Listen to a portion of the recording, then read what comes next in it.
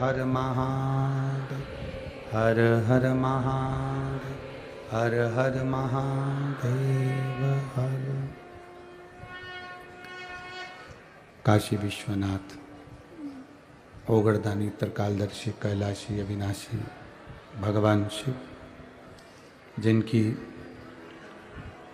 पुनीत पावन शिव महापुराण की कथा। आशीष, इसको नीचे करके इसको थोड़ा ऊंचा करो। संपूर्ण विश्व के कल्याण हेतु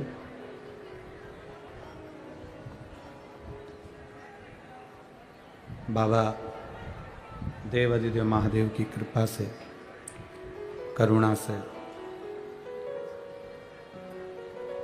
आप और हम भगवान शिव की पुनीत पावन पवित्र शिव महापुराण की कथा श्रवण करने के लिए पुणे नगर के इस पावन प्रांगण में विराजित हैं। बाबा देवादिदेव महादेव की कृपा, करुणा, उनकी दया। पवन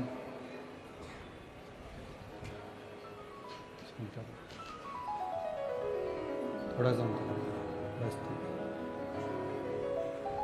उनकी करुणा, उनकी उदारता, जो भादों के महीने में पवित्र शिव महापुराण की कथा श्रवण करने का सौभाग्य मिला है। अगर पवित्र नहीं है हमारा हृदय ही, हम पवित्र ना रखें, आवाज नहीं आ रही पीछे, इधर साइड में भी आवाज खोलो, पीछे की आवाज खोलो। अगर हमारा मन ही पवित्र नहीं हो, हमारा चित्त ही पवित्र ना हो, तो हम फिर कितना भी पुण्य क्यों ना कर ले, हम कितना भी दान क्यों ना कर ले, हम कितना भी भजन क्यों ना कर ले, परमात्मा मिलेगा कैसे? आप सोने के सिंहासन पर भगवान को विराजमान कर दो और तुम्हारा मन ही पवित्र नहीं, तो सोने के सिंहासन से कभी परमात्मा नहीं मिल सकता, वो मिल ही नहीं सकता।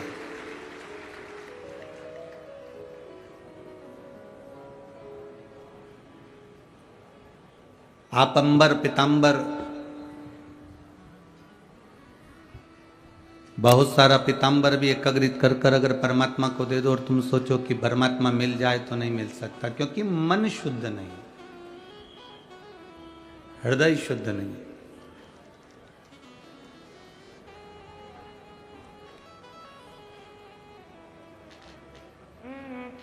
स्नान करने के बाद हम दर्पण के सामने जाते हैं और दर्पण में अपना मुख देखते हैं तैयार होते समय।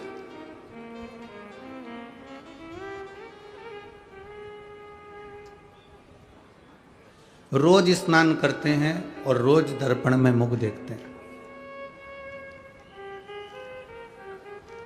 जिस तरह से हम स्नान करने के बाद दर्पण में मुख देखते हैं कि मैं ठीक लग रहा हूं कि नहीं लग रहा, मेरा चेहरा कैसा लग रहा है, मेरे बाल कैसे लग रहा है, मेरे कुंडल कैसे लग रहा है, मेरे गले की कंठी कैसी लग रही है, मेरे वस्त्र कैसे लग रहे हैं, मेरे मस्तक का श्री तिलक कैसा लग रहा है, मेरे आंखों का सुरमा कैसा लग रहा है। रोज स्नान करने के बाद हम रोज दर्पण देखते हैं कि उसमें हम लग कैसे रहे। उसी तरह जैसे स्नान करने के बाद दर्पण देखते हो कि कैसे लग रहे हो, जब भी कोई कर्म करो, काम करो, उस कर्म को करने के बाद अपने मन के दर्पण को जरूर देखो कि मैंने ठीक करा कि नहीं करा, मैंने श्रेष्ठ कर्म करा कि नहीं करा, मैंने किसी का दिल तो नहीं दुखाया, मैंने किसी को तकलीफ तो नहीं दी, किसी को कष्ट तो नहीं दिया, हमारे द्वारा किसी को कोई दुख तो नहीं हुआ। कई लोग कहते हैं हम बड़े दुखी हैं गुरुजी। हम कहते हैं दुख से कब तक भागोगे? संसार में ऐसा कोई बता दो जिसको तकलीफ नहीं हो, जिसको दुख नहीं हो। भगवान राम भी अगर इस मृत्यु लोक पर पधारे हैं, इस पृथ्वी पर अगर मेरे राम जी का अवतार भी हुआ है तो उनको भी दुख सहना पड़ा। तो आप और हम तो क्या है? भगवान कृष्ण भी इस पृथ्वी पर आए तो उनको भी दुख सहना पड़ा। संत तुकाराम जी हो, संत एकनाथ जी हो, मीराबाई हो, कर्माबाई हो, मुक्ताबाई हो, संसार में अगर जन्म लिया है तो कष्ट तो आता है। दुनिया के लोगों में और संत में एक बड़ा अंतर है। दुनिया के लोग दुख से भागते हैं और संत दुख से भागते नहीं, दुख से जागते हैं। और जो जागता है फिर वो नाम कमा कर बैठ जाता है। हम दुख से भागेंगे तो दुख हमारा पीछा छोड़ने वाला नहीं है। वो तो आज है तो कल भी, और कल है तो परसों भी। हम भागने की अपेक्षा संतों जैसा काम क्यों ना करें कि हम थोड़ा सा जागने का प्रयास करें।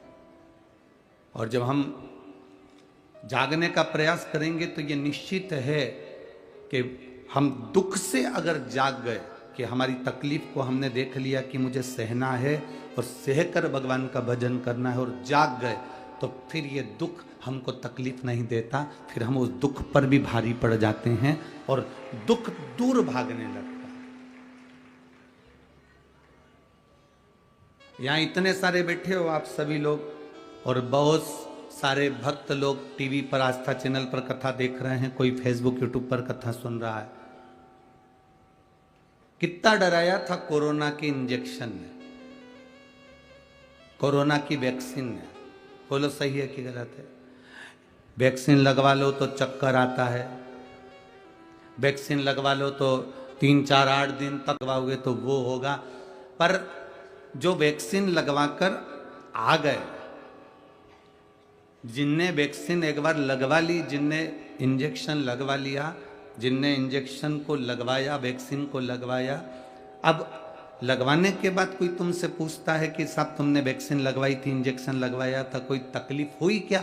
तो तुम क्या कहते? अरे हो, कई तकलीफ हो, अब इतना थोड़ा बहुत तो सब चलता रहता। पर तकलीफ, कोई ऐसी तकलीफ नहीं हुई कि हमको ये हाथ दुख गया, कि हाथ ही 8 दिन तक नहीं उठा, या हमको ये तकलीफ आई। क्योंकि तुम उस दुख से निकल चुके हो। तुमने वो वैक्सीन लगवा ली है, तुमने वो इंजेक्शन लगवा लिया, अब तुम्हें डर नहीं लग रहा। अब तो कोई तुमसे कह दे कि ये कोरोना की 4th डोज है या 3rd डोज है, ये लेना पड़ेगा, तो तुम कह देते हो हमारा नंबर लगाओ, हम लेकर आते हैं। उसमें क्या दिक्कत है? जो दुख को सहन करना चालू कर देता है, जो दुख को सह जाता है, वही दुनिया में नाम कमाकर आगे बढ़ जाता है। जो दुखी नहीं सह पाया, तकलीफ ही नहीं सह पाया, तो आगे कैसे बढ़ा? राम वन गए तो राम बन गए। अगर राम वन नहीं जाते तो राम कभी राम नहीं बन पाते। राम जी का वन जाना राम जी के बनने का मूल है।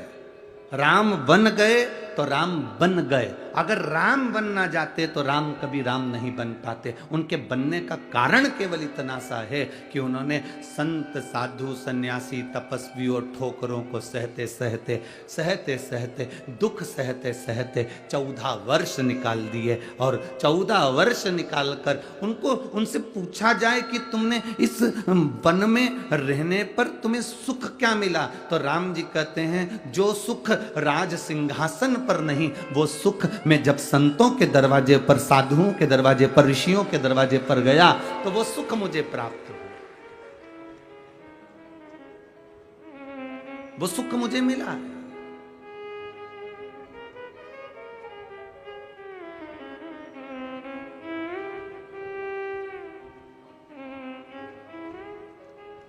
जो दुनिया में कहीं सुख नहीं, वो सुख परमात्मा के चरणों में।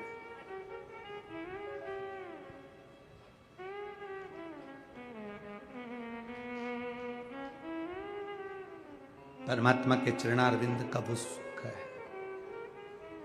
कभी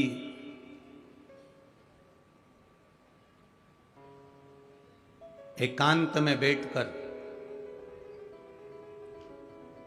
शिव जी के मंत्र जाप को, ओम नमः शिवाय हो, चाहे नमः शिवाय हो, चाहे श्री शिवाय नमस्तुभ्यम हो, चाहे राम नाम हो, चाहे हरि विठ्ठल हो, चाहे कृष्ण नाम हो, चाहे तुम जो नाम जपते हो, हम तुम पर कभी दबाव नहीं दिए कि तुम्हें यह नाम जपना पड़ेगा, तुम्हारी मर्जी। जब तुलसीदास जी ने रामचरितमानस में नहीं लिखा कि तुम ये नाम जपो, तुलसीदास जी ने रामचरितमानस में लिखा कि कलयुग में तुम राम नाम जपना, ये तुलसीदास जी ने नहीं लिखा। तुलसीदास जी ने लिखा कलयुग केवल नाम आधारा और सुमर सुमर नर उतर ही पारा। कलयुग केवल नाम आधारा। तुलसीदास जी ने यह नहीं लिखा कि कलयुग केवल राम धारा, उन्होंने लिखा नाम धारा। नाम धारा का मतलब है तुम जो जपोगे, तुम जो भजोगे, तुम्हारी मर्जी, तुम राम जपो, कृष्ण जपो, शिव जपो, दत्त जपो, पांडुरंगा जपो, हरि विठ्ठल जपो, तुकाराम जपो, तुम्हारी मर्जी पड़े, तुम जो जपोगे, बस तुम जो जप रहे हो वो जपने पर तुम पार उतर जाओगे। तुलसीदास जी ने लिखा कलयुग से पार उतरने का साधन है कलयुग केवल नाम धारा। उन्होंने राम भी नहीं लिखा कि राम धारा, उन्होंने लिखा नाम धारा। तुम्हारी मर्जी पड़े तुम उसको भजना और भजकर पार उतर जाना। ये तुम्हारे ऊपर निर्भर करता है कि तुम्हें जपना क्या है।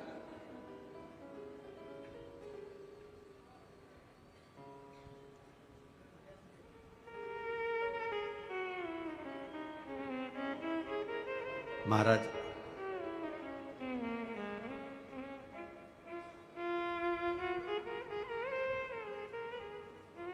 बेटा पढ़ाई करना चाहता है इंजीनियर की,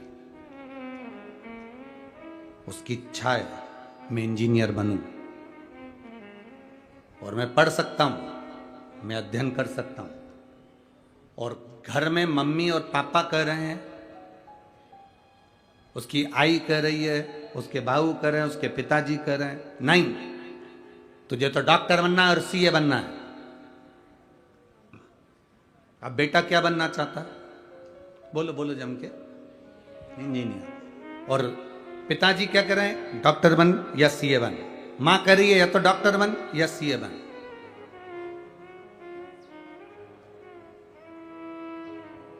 बेटा चाहता है मैं इंजीनियर बनूं और घर के लोग चाहते हैं कि ये डॉक्टर बने, ये सीए बने।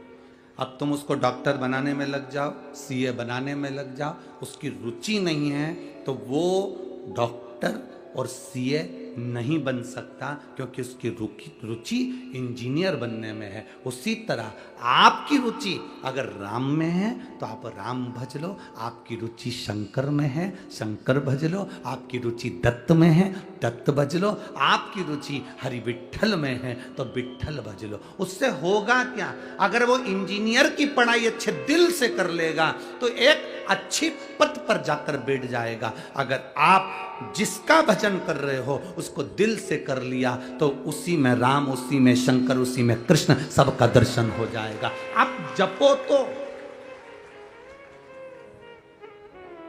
अब भजो तो।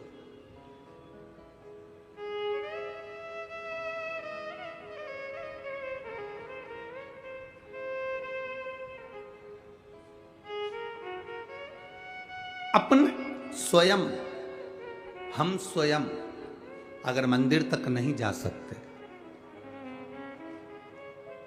हम कई बुजुर्ग माताओं से कहते हैं, माताएं कहती हैं गुरुजी आप हमें मंदिर जाने का कहते हो, परंतु बात इतनी सी है गुरुदेव कि हम मंदिर जाने का विचार तो कर लेते हैं, हम मंदिर जाने के लिए तैयार भी हो जाते हैं, पर गुरुदेव बात इतनी सी है कि शरीर से चला नहीं जाता तो, और मंदिर भी दूर पड़ता है, तो हम करें तो करें क्या?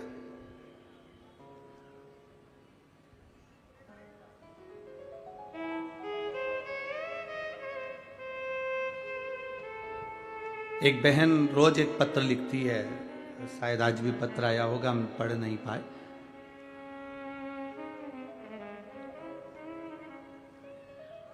वो उस पत्र में लिखती है कि गुरुजी हम जिस गांव में रहते हैं उस गांव में हम शंकर जी के मंदिर जाते हैं, उस गांव में हम शिव जी के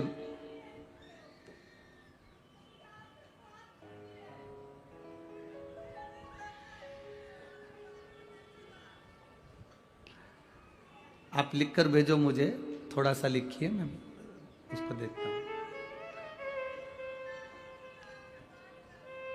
शंभू, जरूर जरूर मैं करता हूं। शंभू बैठो, जरूर करूंगा। आज कथा के बाद में 10 मिनट आपका और हमारा ही शरीर, ठीक है? बात कीजिए।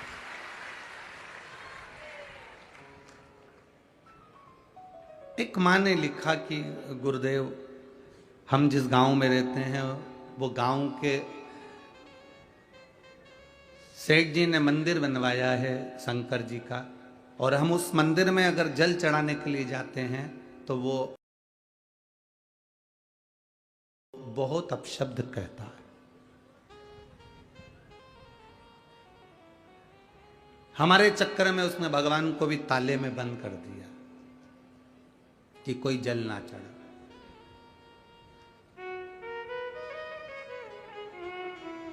अब हम मंदिर में जल चढ़ाने कैसे जाए?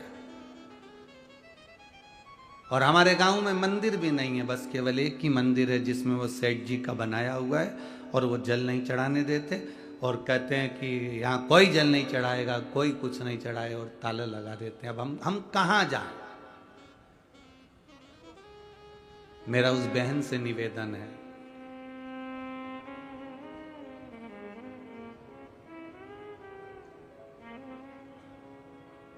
डाकघर एक होता है, बोलो सही है? उस डाकघर के जो डब्बे होते हैं लाल कलर के, इतने बड़े बड़े, वो जगह जगह टंगे होते हैं। चिट्ठी उसमें डाल दो।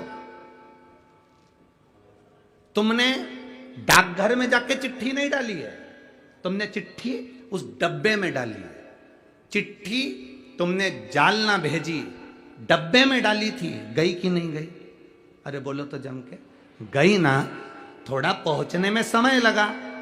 डाकघर डायरेक्ट जाते, चिट्ठी देते तो जल्दी पहुंच जाती, पर तुमने वो डब्बे में डाली तो थोड़ा पहुंचने में समय लगा।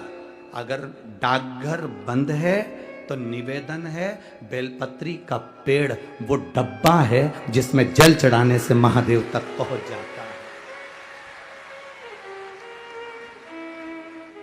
डाकघर अगर बंद है, तुम डाकघर नहीं जा सकते, डाकघर में ताला लगा हुआ है, और चिट्ठी तुमको जालना तक पहुंचाना है। अगर तुम्हें तुम्हारे जल को महादेव तक पहुंचाना है तो तुम चाहे पीपल का वृक्ष हो, चाहे बड़ का वृक्ष हो, चाहे बेलपत्री का वृक्ष हो, चाहे जो वृक्ष हो, उसमें तुम उस परमात्मा को याद करो और दिल से कहो, मेरा शंभू, मेरा शंकर। पीपल के नीचे जल चढ़ाना तो कहना पिपलेश्वर महादेव, बड़ के नीचे जल चढ़ाना तो बटकेश्वर महादेव, बेलपत्री के नीचे जल चढ़ाना तो हर हर महादेव। तुम जहां जल चढ़ाओगे मेरा शंकर उसको स्वीकार कर लेगा, भले तुम डाकघर जाओ मत जाओ।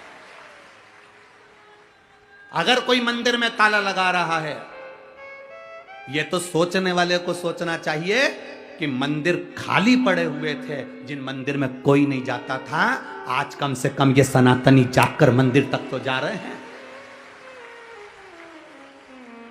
ये तो उनको सोचना चाहिए जो मंदिर में ताले लगा रहे हैं, जो मना करते हैं कि पानी मत चढ़ाओ, जल मत चढ़ाओ, ये मत चढ़ाओ, वो मत चढ़ाओ। ये उनको सोचना चाहिए कि कम से कम सनातनी जागा है, मंदिर तक तो आ रहा है, और तुम उसमें भी क्लेश करो। तो मेरा निवेदन है, तुम्हारे घर के पास में तुम जहां, और मेरी बुजुर्ग माताओं से निवेदन है, नहीं जा सकती तो तेरे घर में जो गमला हो, उस गमले में भी थोड़ी सी मिट्टी को ऊंची करना और उसको जल चढ़ा देना और वापिस पानी में हो गया मेरा शंकर का गुणगान। अगर मंदिर में तुम्हें जाने से मना ना करें तो तुम मंदिर जाओ, देवालय जाओ, शिवालय जाओ, और अगर मना कर दें तो फिर अपना भगवान की भक्ति जहां बैठकर करोगे वो स्वीकार करेगा। स्वीकार।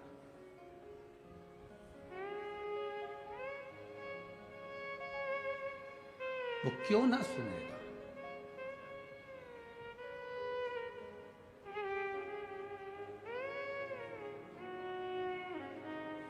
चीटी मंदिर जाती है, झिंगुर जुआ, अरे बोलो तो जम के, हिरण, हाथी। जरा विचार करिए। श्रीमद् भागवत पढ़ी है आप लोगों ने? सुनी है भागवत? भागवत में सुना होगा। तो भागवत में हाथी के पांव को मगर पकड़ लिया, गज के पांव को ग्रह ने पकड़ लिया, और हाथी सबको बुलाया, कोई नहीं आया। आखिरी में हाथी ने भगवान को बुलाया और भगवान आए, सुदर्शन छोड़ा, ग्रह का शीश कटा, मगर का सिर कट गया, हाथी का पांव छूट गया। हाथी डिप्रेशन में पड़ गया, हाथी का पांव छूटा और हाथी टेंशन में आ गया।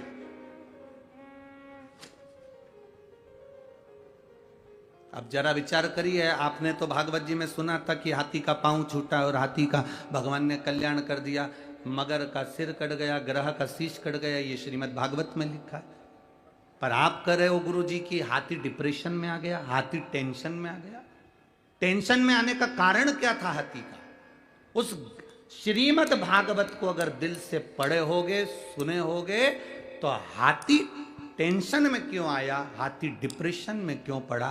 हाथी ने भगवान विष्णु को जो देखा, नारायण को जो देखा, तो हाथी ने कहा प्रभु मुझे ये आपने जो करा ये मुझे पसंद नहीं आया। तो भगवान ने पूछा क्या पसंद नहीं आया? भगवान, हाथी कहता है पांव मेरा फंसा था,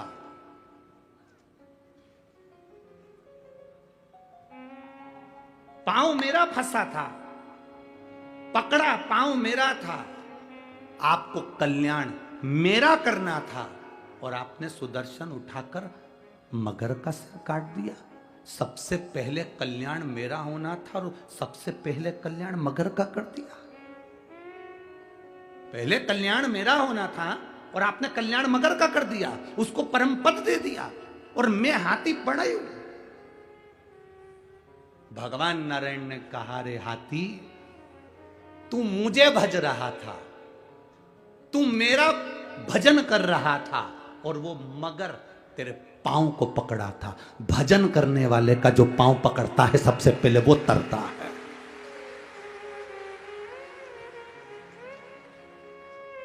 भजन करने वाले का, कीर्तन करने वाले का, भगवत भजन करने वाले का पांव जो पकड़ता है सबसे पहले वो तरता है। हाथी बाद में तरा, सबसे पहले मगर तर गया, सबसे पहले ग्रह तर गया।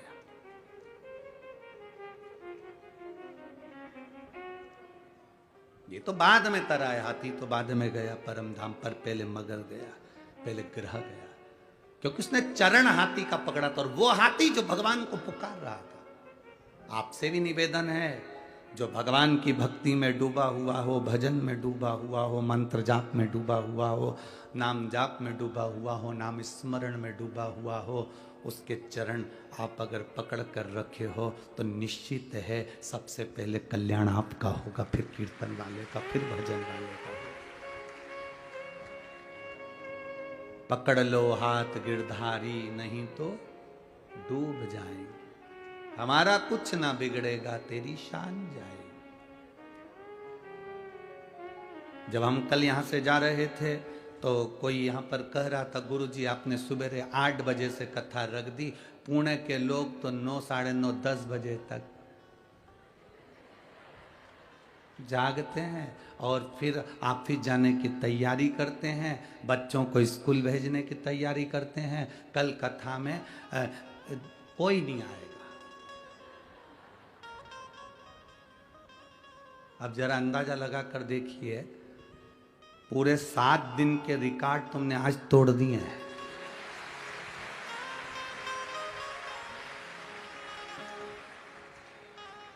यहां बता रहे थे कि सवेरे 4 बजे से और रात को 3 बजे से लोग आना चालू हो गए थे, रात्रि भर चले हैं, रात भर भक्त आ रहे थे, पूरी रात चले।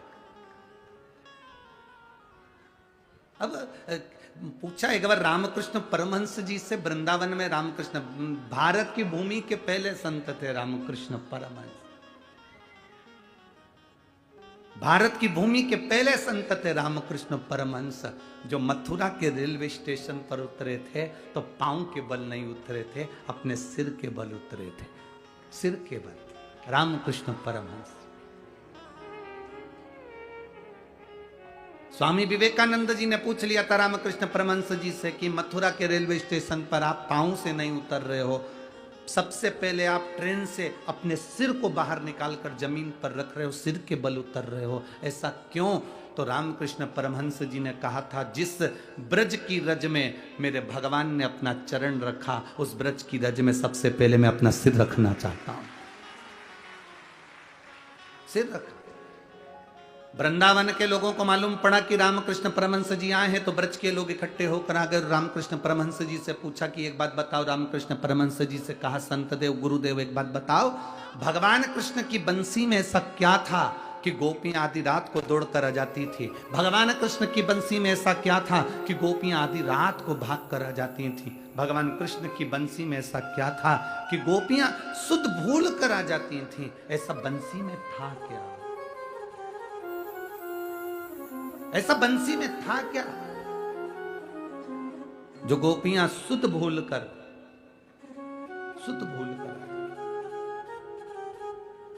ऐसा क्या है बंसी के? ऐसा बंसी में था क्या?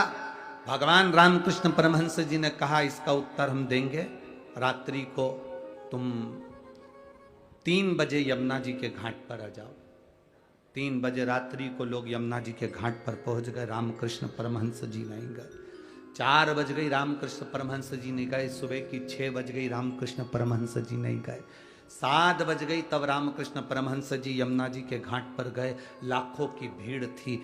सबने पूछा, गुरुदेव बताओ ना, भगवान की बंसी में ऐसा क्या था कि गोपियां आधी रात को अपना घर छोड़कर चली जाती थी? रामकृष्ण परमहंस जी ने कहा, भगवान की बंसी में ऐसा क्या था वो तो मुझे नहीं मालूम, पर आज भी उनकी बंसी में दम है, इसलिए तुम आधी रात को यहां इकट्ठे बैठे हो। आधी रात को तुम इतने सारे आए हो, आज भी उनकी बंसी में कुछ तो होगा, कुछ तो सुख होगा। अर्थात शिव महापुराण की कथा में कुछ तो होगा। जो लोग रात्रि को 2 बजे, 3 बजे, 4 बजे, 5 बजे, 6 बजे, कोई समय नहीं देख रहा, चले भगवत भजन की ओर, कुछ तो होगा। और वो क्या है शिव भगवान की इस कथा में? क्या है शिव महापुराण की इस कथा में, वो तो वही जानता है। विदाई का दिन रहता है 7वां दिन, पर खुशी का दिन भी होता है 7वां दिन, क्योंकि 500 रुपए मिलते हैं। मौसी जाती है, मामा जाते हैं, काका जाते हैं, भाऊ जाते हैं, जीजी जाती है, जीजा जाते हैं, तो दुख तो होता है कि जा रहे हैं, पर बच्चों को खुशी इस बात की भी होती है, दरवाजे के पास इसलिए खड़े होते हैं, बुआ जी बैग ले जाते, बच्चे इसलिए हैं क्योंकि जाएगी ना तो कुछ देके जाएगी, खुशी है। जाने का दुख भी है, प्रसन्नता भी है।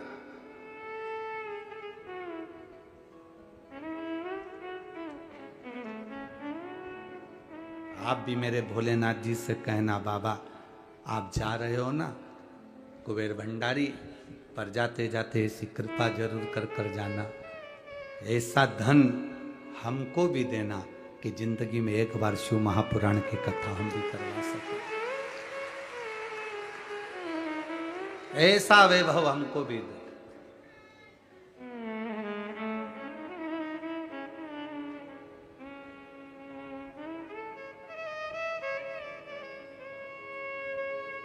यहाँ से जा रहे थे तो वो चौराया आता है, वो चौराहे पे लोग फूल फेंक के मार रहे थे ऐसे। अब आज के ज़माने में लोग फूल तो फेंकते नहीं, बस केवल निशाना साधते हैं। तो वो पीछे से कोई चिल्ला रहा था, महाराज जी हर साल आया करो। तो हमने उनसे काम, गणेश जी नहीं है, हर साल आया करो। तो भाव ये प्रेम है, ये पुणे का, महाराष्ट्र का, ये एक वात्सल्यता है कि आया करो, ये प्रेम है। जाने का दुख भी है तो मिलने का दुख भी, प्रसन्नता भी है कि मेरा बाबा विराम वाले दिन जब मेरा कुबेर भंडारे की कथा पूरी होती है, ये कुबेरेश्वर धाम, ये कुबेर भंडारी की जो 7 दिवसीय शिव महापुराण जब पूरी होती है, तो वो जाते जाते आखिरी दिन जिसके पास जो बैग हो, जिसके पास जो झोली हो, जिसके पास जो सामान हो, समझ लेना वो खाली नहीं रखता, वो देकर ही भेजता है, भर कर भेजता है। आता क्या खाली रखेगा।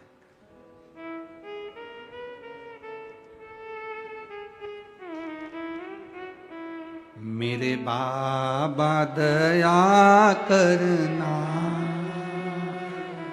मैं तेरे भरोसे,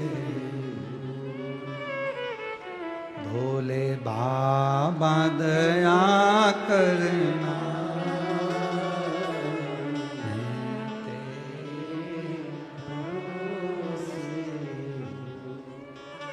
मैं तेरे भरोसे हूँ, मैं तेरे भरोसे हूँ, मेरे बाबा दया करना, मैं तेरे भरोसे हूँ। हम बाबा के भरोसे पर रहे, हम किसके सहारे जी।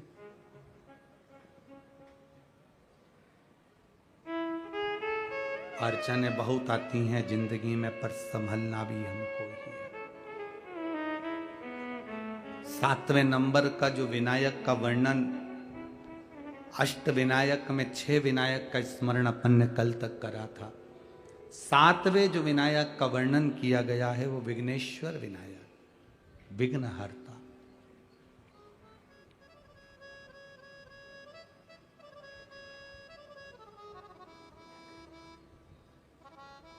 पशुपति व्रत करने से, जल चढ़ाने से, शिव महापुराण की कथा सुनने से आपकी जिंदगी में अगर थोड़ा सा भी लाभ मिला है तो एक बार शिव महापुराण की कथा में पहुंचकर बाबा को धन्यवाद जरूर दिया करो कि बाबा तूने खूब दिया,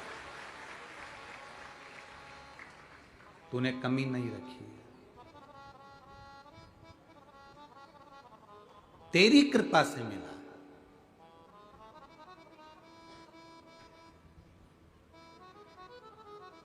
और तू कृपा नहीं करता तो ये कुछ नहीं। और एक बहुत अच्छी बात अपने भीतर उतारना, एक लोटा जल चढ़ाना पर दिखावे से नहीं, पशुपति व्रत करना तो भगवान को रिझाने के लिए, दिखावे के लिए।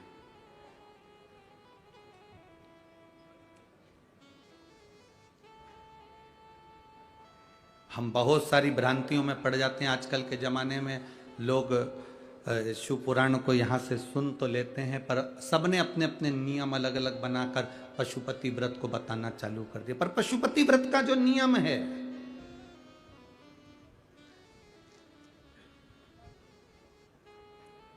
उसमें सबसे मूल है, सुबह की पूजन कर कर जो थाली लेकर आए उसको रख देना, शाम को 6 दिए लेकर जाना, प्रसाद एक साथ लेकर जाना, मंदिर में जाकर जब 6 दिए जमीन पर रख दो, 5 दिए प्रज्वलित कर दो, तब प्रसाद के 3 हिस्से करना।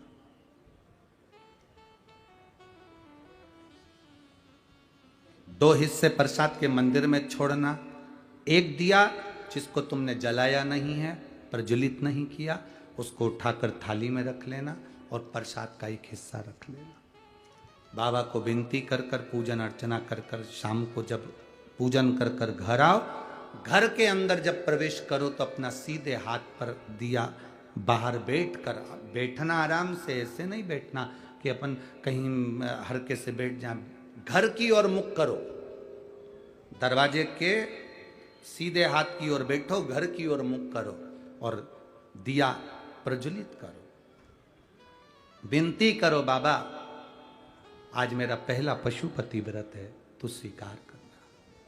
मंदिर में भी कहो और घर में भी कहो। जलाते से घर में अंदर प्रवेश कर कर जब भोजन ग्रहण करो, भोजन के पहले जो मीठे का प्रसाद का एक हिस्सा लेकर आए हो वो पूरा पाइए, उसमें से किसी को नहीं दीजिए। कढ़ाई में अगर प्रसाद बनाया है, भगोनी में प्रसाद तैयार करा है, सीरा बनाया है, मीठी थुली बनाई है या खीर बनाई है, या आपने जो भी बनाया है, मीठा भात बनाया हो, जो भी तुमने प्रसाद के लिए बनाया हो, बस निवेदन इतना है कि कढ़ाई में उतना ही बनाना जितना तुम्हें मंदिर ले जाना। कढ़ाई में छूटना नहीं चाहिए। छूट गया तो प्रसाद के फिर 2 हिस्से वहीं पर होगा, क्योंकि एक हिस्सा तो तुम मंदिर ले गए और एक हिस्सा कढ़ाई में पड़ा की पड़ा रह गया, तो फिर वो पशुपति व्रत स्वीकार नहीं होगा। बनाना उतना ही जितना पूरा की पूरा मंदिर चलेगा। फिर मंदिर में 3 हिस्सों पर, कढ़ाई में 3 हिस्से नहीं।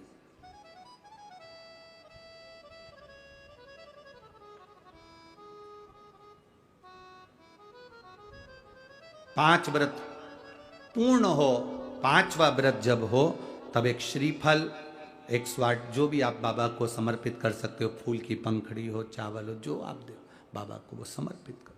श्रीफल भेंट बाबा को चढ़ाकर विनती करो, आज मेरा व्रत पूरा हो रहा है, तो कृपा करना मेरे बाबा पशुपतिनाथ बाबा, ऐसी कृपा करना कि तू मेरी झोली जो मांगा है वो देना।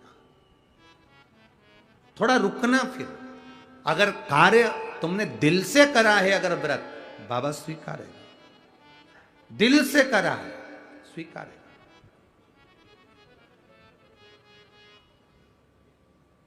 कल वो अग्रवाल जी के यहां का वो पत्र पड़ा था, संतान नहीं थी, पुणे मुंबई सब दूर दिखा लिया और डॉक्टर ने कह दिया संतान का सुख नहीं है, पर बाबा का पशुपति व्रत कर भरोसा किया। भरोसा किया तो बाबा ने दिया, तो 3 संतान प्रदान कर दी। ये शिव तत्व है। दिया उसने है तो संभालता भी वही है। वो उस कल एक पत्र आया था, उस पत्र में एक बुजुर्ग व्यक्ति ने अपने पत्र में लिखा था, अगर वो बैठे हों,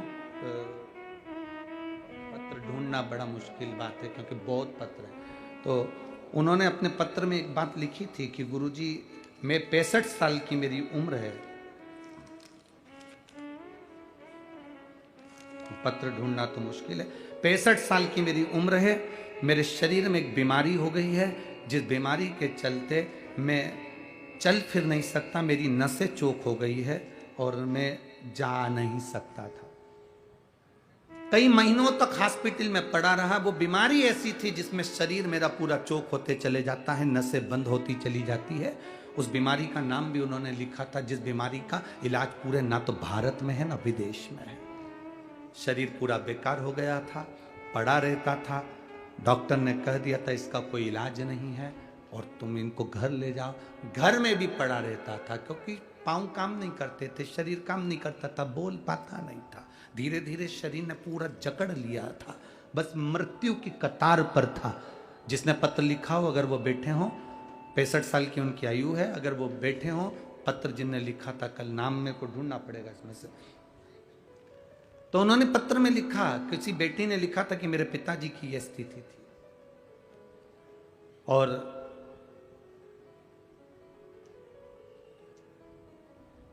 एक लोटा जल शिव जी को चढ़ाना प्रारंभ करा और बेलपत्री मेरे पिताजी ने खाना प्रारंभ करी। आज पूरे गांव में, आप ही ने लिखा था, हाथ उठाकर दोनों हाथ हिला दो एक बार। हाँ जी, वो नाम तो हम नहीं ढूंढ पाएंगे, आपको साधुवाद, कम से कम आपने खड़े होकर अपना भाव का एक बार हाथ हिला दीजिए। श्री शिवाय नमस्तुभ्यं। अब ठीक है, वो चलते हैं बढ़िया जी, बाबा की कृपा। बैठिए। शिव तत्व इसी को कहते हैं। डॉक्टरों ने भी जवाब दे दिया, बैठो बहन बैठो, डॉक्टरों ने भी जवाब दे दिया था और कहीं इलाज नहीं। तब वो बेलपत्री आखिरी सार तत्व है, शंकर पर चढ़ा हुआ जल और बेलपत्र। और उसमें उन्होंने एक बात बहुत अच्छी लिखी गुरुजी, जो फुलेरा दूज आती है, जो शिवरात्रि के बाद में आती है, उस फुलेरा दूज का धतूरा बड़ा काम का आता है। मेरे पिता कि वो नसें जो डॉक्टर मना कर दिया था, आज मेरे पिताजी पूरे गांव में घूमते हैं और उनका पांव भी चला, हाथ भी चला और मुख की वाणी भी वापिस है। मुख की वाणी भी वापिस है। ये शिव तत्व, ये उघड़ी है।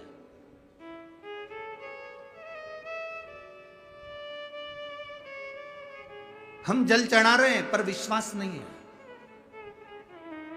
हम मंदिर जा रहे हैं पर भरोसा नहीं है।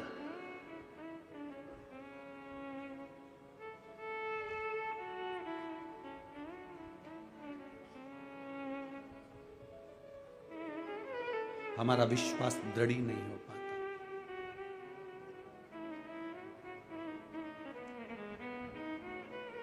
अब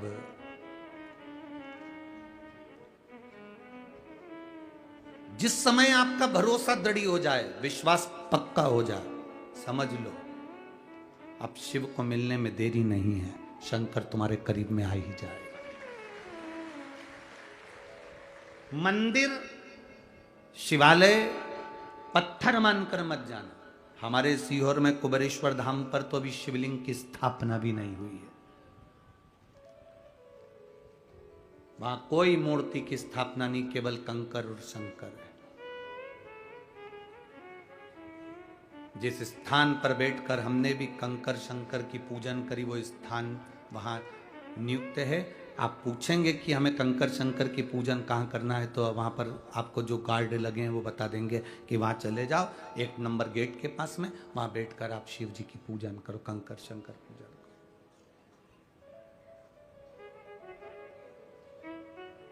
कुबेरेश्वर धाम का ऐसा कोई दिन नहीं जाता जिस दिन वहाँ पर नगाड़े नहीं बजते हो, ढोल नहीं बजते हो, आतिशबाजी नहीं होती हो, जिस दिन वहाँ भंडारे नहीं होते हो। उसका कारण क्या है? जो जाता है 3 महीने में झोली भरकर वापिस आता और आकर नगाड़े बजाकर चले जाता,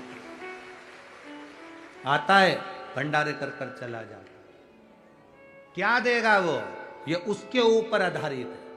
हम तो शंकर भाई जगताप जी को, विजय भाऊ को, अश्वनी ताई को, इस जगताप परिवार को कहेंगे, ये शिव महापुराण की कथा ना जाने कौन सा भाग्य जगताप परिवार का जागा होगा जो ये कथा यहां आ गई। और इसका पूरा श्रेय ये लक्ष्मण भाऊ को जाता है। कोई जीव अच्छा होगा जिसने अपनी जिंदगी में लोगों का भला करा होगा, तो ये कथा हम तो कहेंगे ये पूरा पुण्य इस जीव के लिए, लक्ष्मण भाऊ के लिए, जिन्होंने इस कथा को नहीं है लोग कहें कि वो नहीं संसार सागर में, हम कहते हैं कि उसने ही कथा प्रेरणा देकर अपने भाइयों से कहा होगा कि शंकर भाऊ, विजय भाऊ, ये शिव पुराण कथा करवाओ, इस कथा का रस तत्व सुनो।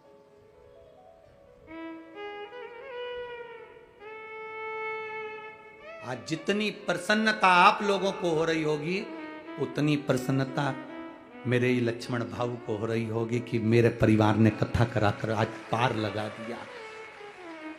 सारी पुराण करवाओगे, वो 7 पीढ़ी तारने का कहती है।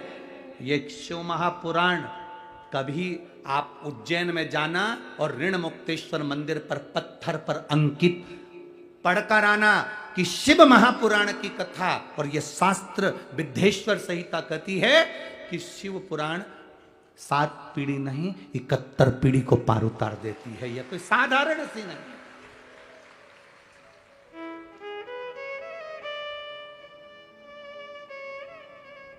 सहज नहीं शिव पुराण, इसको सहजना पड़ता है,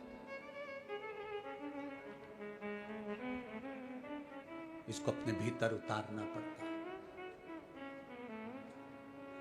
और आप लोग जैसे यहां बैठ के कथा सुन रहे हो, पितृलोक में आपके पूर्वज जब कथा बैठकर सुनते हैं तो भगवान नारायण उनकी पीठ थपथपाते हैं, तेरे परिवार का कोई व्यक्ति कथा में बैठा है। कथा में बैठा है तेरा परिवार का कोई व्यक्ति।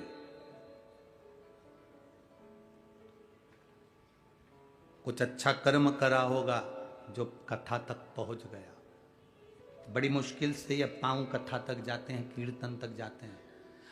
जा रहे हो पंढरपुर, मन भी बना लिया, सब काम हो गया, मालूम पड़े बीच में कहीं ना कहीं कोई अड़चन आ गई, जा ही नहीं पाए। समझ लेना कोई पाप बड़ा प्रबल था जो पंढरपुर तक नहीं जा सके। पुण्य प्रबल होता तो पंडरीनाथ का दर्शन हो जाता।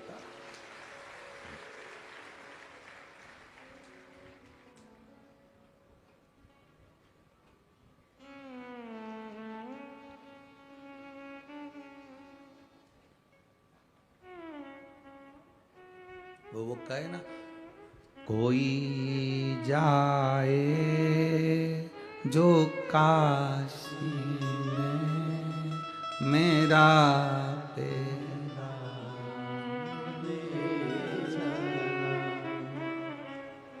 अब इसी लाइन को अपन कहें, कोई जाए पंढरपुर मेरा पैगाम,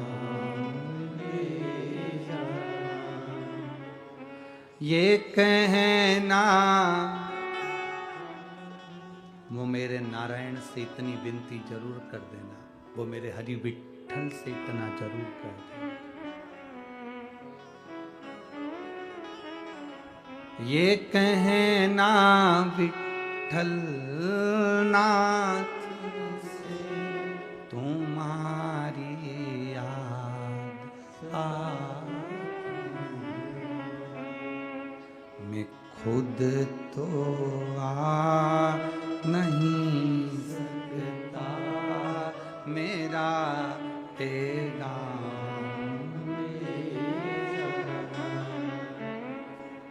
ये हमारे हम नहीं जा पाए। दिल ले जाओ, मन ले जाओ, चित्त ले जाओ।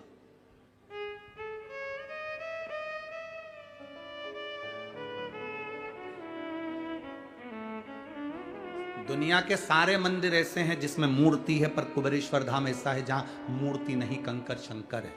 कुछ तो होगा वहां, विश्वास, श्रद्धा, भरोसा।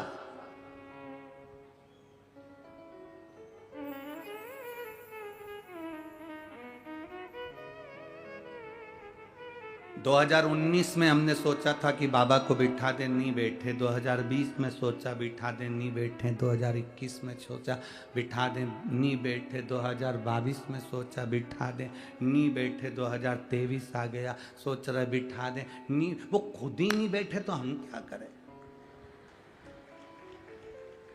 बैठेंगे।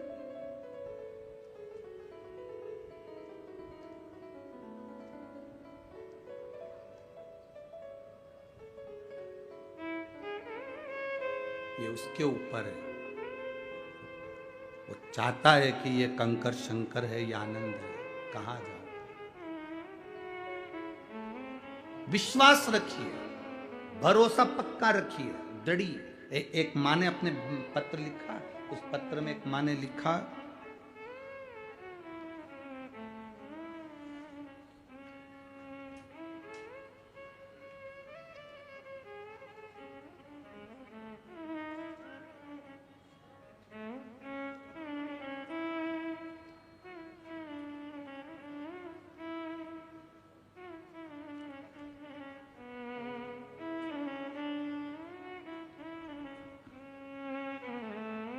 मैं मालन एकनाथ गायकवाड़ उचित बीड़ जिले की रहने वाली हूं। कहीं बैठी हो तो हाथ हिला सकती हैं।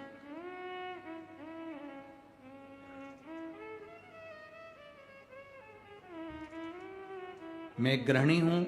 7 साल हो गए हैं हम लोग पुणे में हड़पसर में रहते हैं। बाबा का हम क्या गुणगान करें गुरुदेव।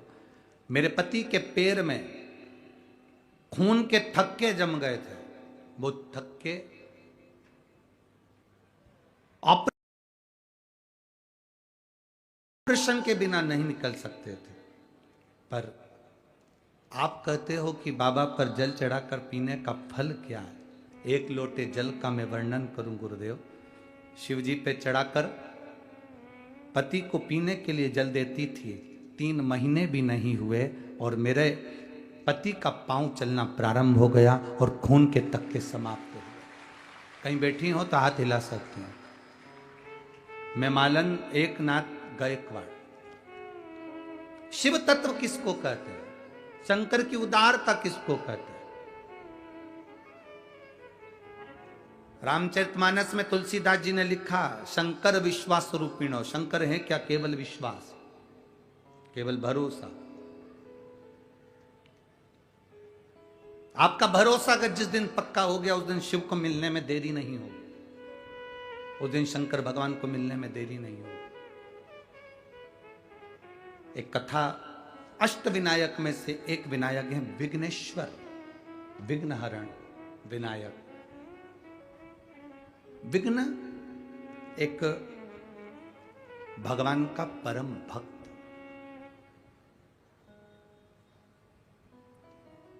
शिव जी का परम भक्त है विघ्न, परम भक्त।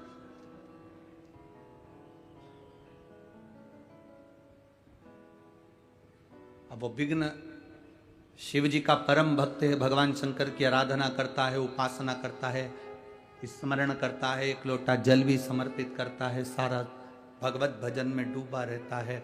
भगवान, उस विघ्न का नियम था शिव जी की अर्चना करना, उसकी अर्चना करने का तरीका दूसरा था।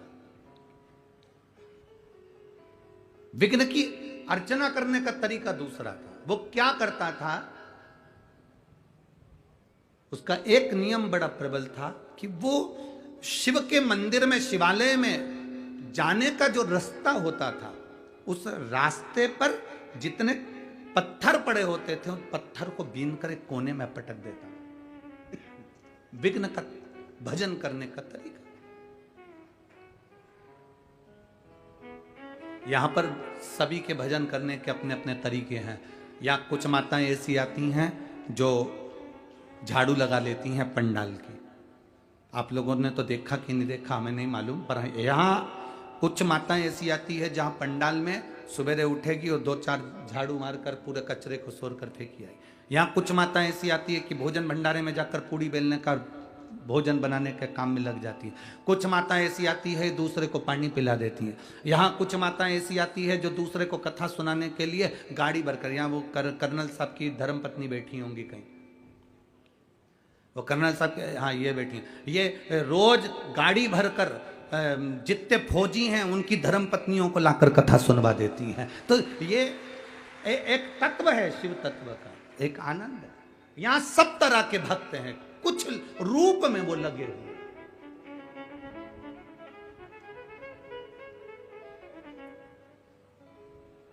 और आज मैं शंकर भाऊ जगताप जी आपको धन्यवाद इस चीज के लिए भी दूंगा, और यहाँ के प्रशासन को एक धन्यवाद इस चीज के लिए दूंगा। अभी तक जितनी कथा करी, अभी तक अपने जीवन काल में जितनी कथा करी, हर जगह पर कथा होती थी तो कथा पंडाल से जहां गाड़ियां खड़ी होती हैं वहां कम से कम 2-2, 2.5, 3-3 किलोमीटर दूर रोकते थे। पर यह पहली कथा हमारी जिंदगी की है जिसमें कथा पंडाल के पास में गाड़ियों की पार्किंग दी गई है, उसके लिए धन्यवाद। यहाँ की पूरी प्रशासन को, यहाँ के कलेक्टर, एसपी, डीएसपी, कमिश्नर आदि सारी प्रशासन और यहाँ के जो सत्ताधारी हैं उन सबको साधुवाद है, बहुत बहुत साधुवाद।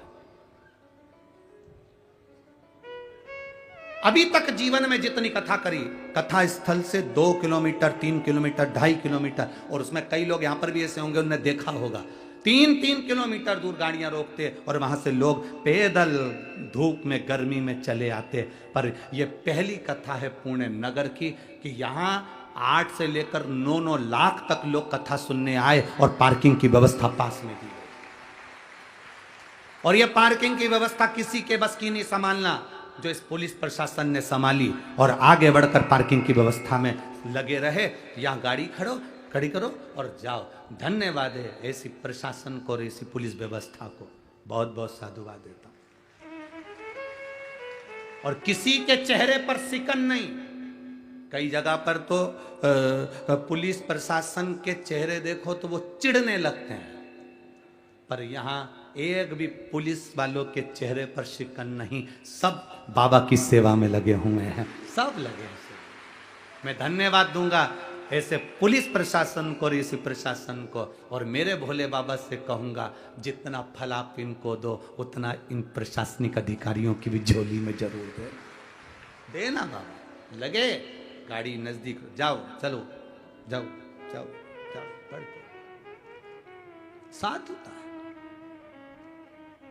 यहाँ के दुकानदारों को धन्यवाद दूंगा, जो दुकानदारों ने अपनी अपनी दुकान में पानी आने लगा तो दुकान खोल दी और आवाज लगा कर, ए भाऊ आओ बैठो, आई बैठो आओ, दुकानें खोल दी। जिन जिन मॉलों में लोग सामान खरीदने जाते हैं उसको अपनी दुकान की चिंता नहीं। आप कथा सुनने आए, पानी आ रहा है, यहाँ जगह नहीं है रोडों पर, चलो आओ दुकानों में बैठ जाओ। धन्य है, धन्य है ऐसा पुणे नगर, धन्य है।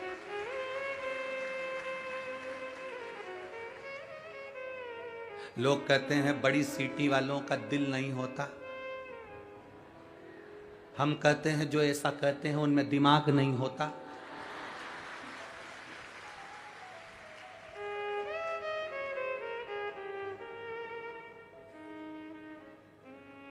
अच्छाई देखो ना, हमने भी तो देखी है शिव पुराण में। यहां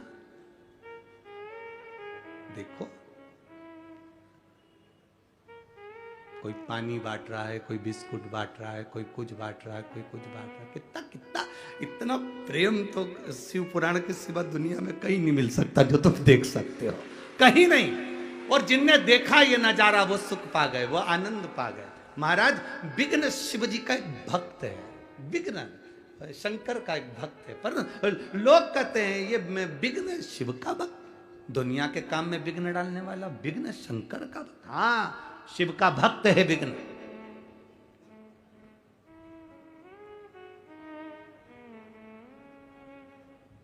शंकर भगवान का भक्त है विघ्न। तो क्या विघ्न तो ऐसा है कि लोगों के काम में विघ्न डाल देता है, लोगों का काम बिगाड़ देता है, उसको विघ्न कहते हैं। हाँ, वो ही विघ्न, वो शंकर भगवान का भक्त है। इसीलिए तो शिव महापुराण की कथा कहती है, शंकर जी को एक लोटा जल चढ़ाकर जाना। तुम्हारे बेटे की शादी नहीं हो रही हो, बेटी की शादी नहीं हो रही हो, दुकान नहीं डल रही हो, कोई काम दिक्कत आ रही हो, शंकर भगवान को एक लोटा जल चढ़ाकर जाना, विघ्न आ ही नहीं सकता, क्योंकि वो शिव का भक्त है।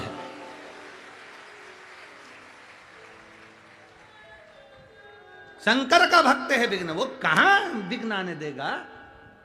हमसे लोग कहते हैं शंकर भगवान को जल कितनी बजे चढ़ाए। हमने कहा तुम्हारी मर्जी पड़े तब चले जाओ, तुम्हारा मन करे तब जाओ। बाप और घर की मां, माता और पिता कमरे में कम रहते हैं, हॉल में ज्यादा रहते हैं।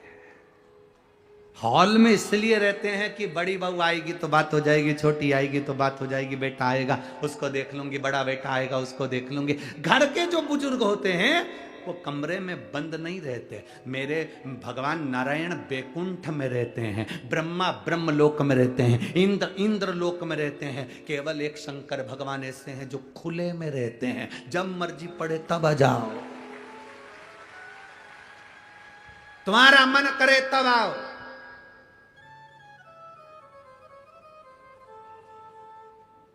शिव का दरवाजा और शमशान का दरवाजा कभी बंद नहीं होता। क्यों? काल कब आएगा ये किसको मालूम है। जब काल आएगा तो लोग शंकर को याद करेंगे। इसलिए ये तो अब शंकर जी के मंदिर में दरवाजे होने लगे, नहीं तो शिव जी के मंदिर में कपाट नहीं होते थे। शंकर जी के मंदिर में कपाट नहीं है, कपट नहीं है और झंझट नहीं है। शिव जी के मंदिर में ये तीन चीजें है ही नहीं, एक कपाट, दूसरा कपट और तीसरी झंझट। फालतू की झंझट भी नहीं शंकर जी के मंदिर में कि भोग लगाना पड़ेगा, 56 भोग देना पड़ेंगे, कपड़े देना पड़ेंगे, भगवान को खूब अच्छे हार पहनाना पड़ेंगे, खूब अच्छी आभूषण लाना पड़ेंगे। झंझट नहीं शंकर जी के मंदिर में। भगवान तो कह रहे तू कुछ भी मत ला, एक लोटा जल चढ़ाकर चले जा। इतना भी नहीं बने तो 3 बार ताली बजाकर चले जा। इतना भी नहीं बने तो हर हर महादेव बोलकर चले जा। इतना भी नहीं बने तो मेरे शिखर का दर्शन कर कर चले जा। और एक चोर तो ऐसा विचित्र था, शंकर जी के मंदिर में चोरी करने गया, जब उसको चोरी के लिए जलाधारी उतारना थी तो टेबल कुर्सी नहीं मिली तो शंकर जी पे चढ़ गया। ऐसे भी भक्त हैं। और शिव जी ने उसको भी देखकर वर दे दिया, मांग तुझे क्या चाहिए। वो कहे मैं तो चोरी करने आया था। शंकर भगवान बोले ऐसे चोटे तो हमारे मंदिर में आते रहते, तू तो मांग ले, तू मांग। क्या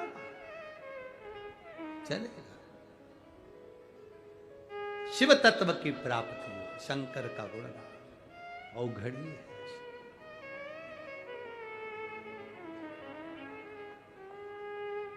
और मेरे बाबा तेरा सहारा, मेरी नैया का तू किनारा, मेरी नैया का तू किनारा। शिव तत्व को जानना है।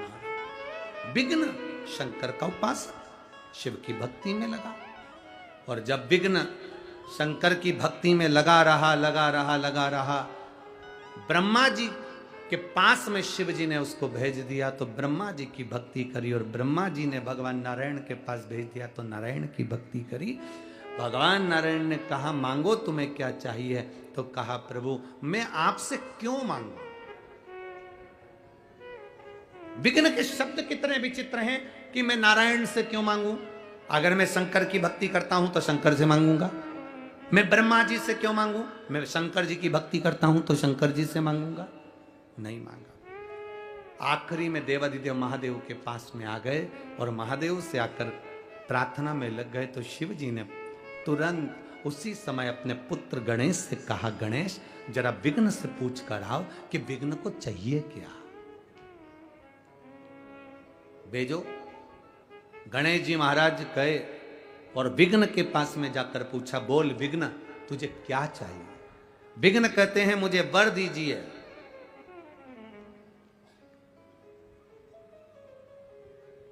मुझे वर प्रदान करो। गणेश जी ने पूछा कौन सा वर। अब पिताजी ने बोला था कि जो मांगे देख कर आना, वर मांग ले। तो विघ्न कहता है मुझे वर दीजिए, मैं दूसरे के काम में विघ्न डालूं, मेरे काम में कोई विघ्न ना डाले। अब विघ्न ने वर क्या मांगा, मैं दूसरे के काम में विघ्न डालूं पर मेरे काम में कोई विघ्न ना डाले। अब गणेश जी उनने तो पिताजी ने कहा था कि जो विघ्न मांगे दे देना, जा जरा मिलकर, और उन्होंने कह दिया तथास्तु, तू दूसरे के काम में विघ्न डाल पर तेरे काम में कोई विघ्न ना डाले। इसमें के विघ्न वाले बहुत सारे लोग हैं, अपने काम में कोई विघ्न ना डाले, दूसरे के काम में तुम खूब डालो। ऐसे लोग आज भी हैं।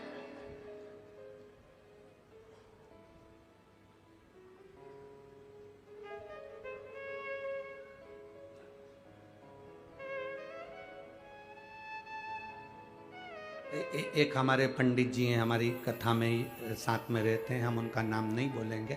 उनकी शादी थी अभी जनवरी फरवरी में, तो शादी थी तो उनके रिश्तेदार उनकी शादी में बहुत विघ्न डाले। फिर जिनने विघ्न डाला था उनके घर में शादी आई तो हमने उनसे कहा कि अब उनके घर में वो खुद विघ्न डालेंगे क्या। अरे गुरुजी कोई डाल के बता दे विघ्न। दुनिया में ऐसे बहुत लोग हैं। एक निवेदन आपसे, किसी के बेटे की शादी हो रही हो, किसी की बेटी का संबंध पक्का हो रहा हो, किसी के यहाँ कोई अच्छा कार्य हो रहा हो सके तो आगे बढ़कर काम करना पर विघ्न मत डालना, जिससे आपके जीवन में भी कोई विघ्न न आए।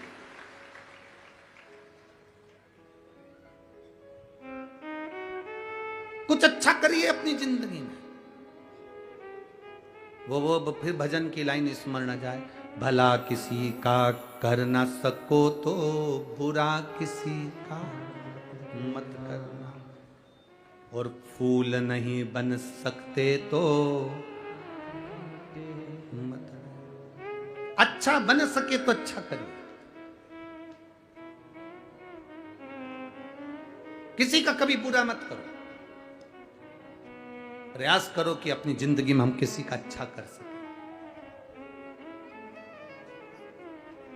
बहुत कठिन है, बहुत कठिन, फिर भी करने का प्रयास करना। एक बात आज आपसे कहना चाहेंगे, दूसरों के जैसा बनने का प्रयास मत करो, अपने आप को इतना क्वालिटीवान बनाओ कि दूसरे आपके जैसा बनने का प्रयास करो।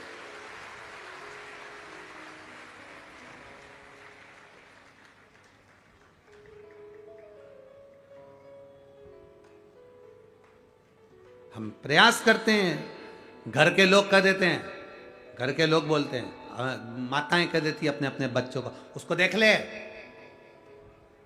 तेरे दोस्त को देख, तेरे दोस्त को।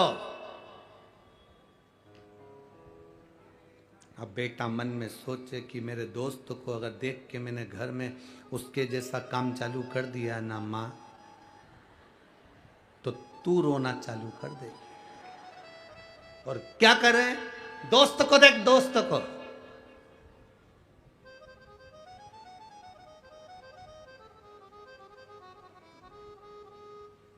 दूर के ढोल सुहावने लगते हैं, अपने नहीं। हमें हमेशा दूसरे के ढोल सुहाने बहुत अच्छी लगी है। हमारा तुरंत पत्नी अपने अपने पतियों से कह देती, तुम्हारे वो दोस्त कितने अच्छे हैं, है? कितना ध्यान रखते हैं वो अपनी पत्नी का। हो जरा सी पत्नी को छींक आई और वो दिखाने डॉक्टर को ले गए, और एक तुम हो।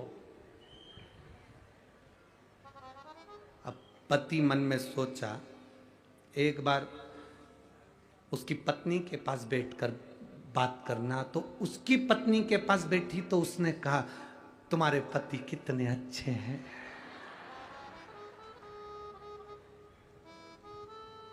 हमें लग रहा है कि वो ठीक है, अपने आप में संतुष्टि कहां है हमको। हम जो साड़ी पहने हैं बहुत अच्छी है, हम जो कपड़े पहने बहुत अच्छे हैं, मेरे घर में जो रह रहे हैं सब अच्छे हैं, मेरी सास अच्छी, ससुर अच्छा, भाई अच्छा, बंधु अच्छा, सखा अच्छा, पत्नी अच्छी, पति अच्छे, बच्चे अच्छे, सब अच्छे। जिस नौकरी को मैं कर रहा हूं वो नौकरी भी मेरी अच्छी है। किसी के कहने पर तुमने कहा बहुत दिन हो गए इस कंपनी में करते करते, तो इसको वो क्या बोलते, स्विच कर देना ना, ऐसे ही बोलते शायद, है? हाँ, तो उसको, तो इसको छोड़ दूं, अगली में दूसरी कंपनी को। अब मालूम पड़े अच्छी ढूंढने गया था, और मालूम पड़े जो अच्छी थी उसको छोड़ दिया, दूसरी कंपनी ढूंढने चला था, मालूम पड़े इससे भी गया, और उसमें पहुंचते से झंझट चालू हो गई। अब रो रिया है कि इससे तो पहले की कंपनी अच्छी थी। ऐसे कई हैं जो कंपनी चेंज कर रहे हैं। कई लड़कियां कहती हैं मेरे को इस पति के साथ नहीं रहना, मुझे इससे तलाक लेना है, मैं इसके साथ नहीं रह सकती। घर के लोगों को समझाना चाहिए, अभी तू 1 साल भी नहीं हुआ, 6 महीने 8 महीने तूने वापरा क्या उसको जो तू अपशब्द कर रही है, ताने दे रही है। घर के लोगों को चाहिए कि समझाओ, बेटी को भी और बेटे को भी। बेटे को समझाओ क्यों नहीं रहना चाहता अपनी पत्नी के साथ, समझाओ उसको, पर नहीं मैं इसके साथ नहीं रह सकती क्योंकि उसकी सहेलियों ने, उसके दोस्तों ने कह दिया इससे अच्छी मिल जाएगी, छोड़ कर तलाक। और तलाक देने वालों ने भी कह दिया अच्छी मिलेगी, कर लो तलाक लो, और उसने तलाक लिया। मालूम पड़े अब की बार तो जगदम्बा मिली थी, आने वाले समय में चंद्र घंटा मिल गई।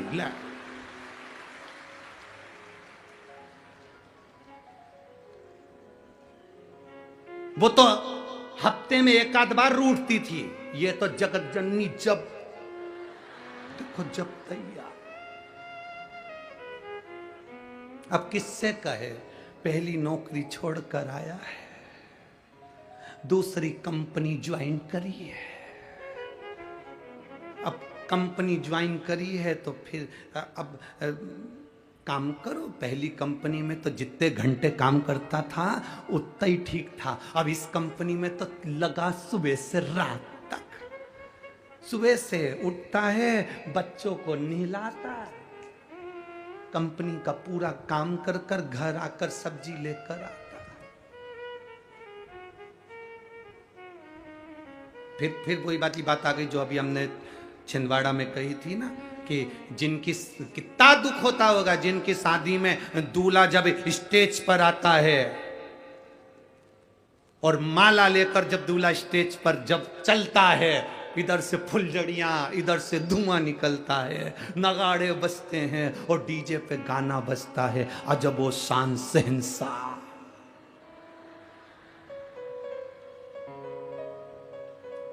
यही गाना बजता है ना, कैसे बजता है वो, अजीबो शान शहंशाह।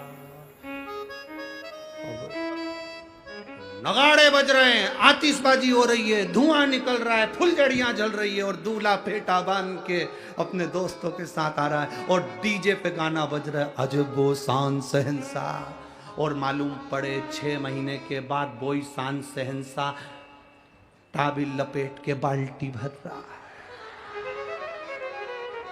कितना दिल दुखता होगा, दिल के अरमा आंसुओं में बह गए।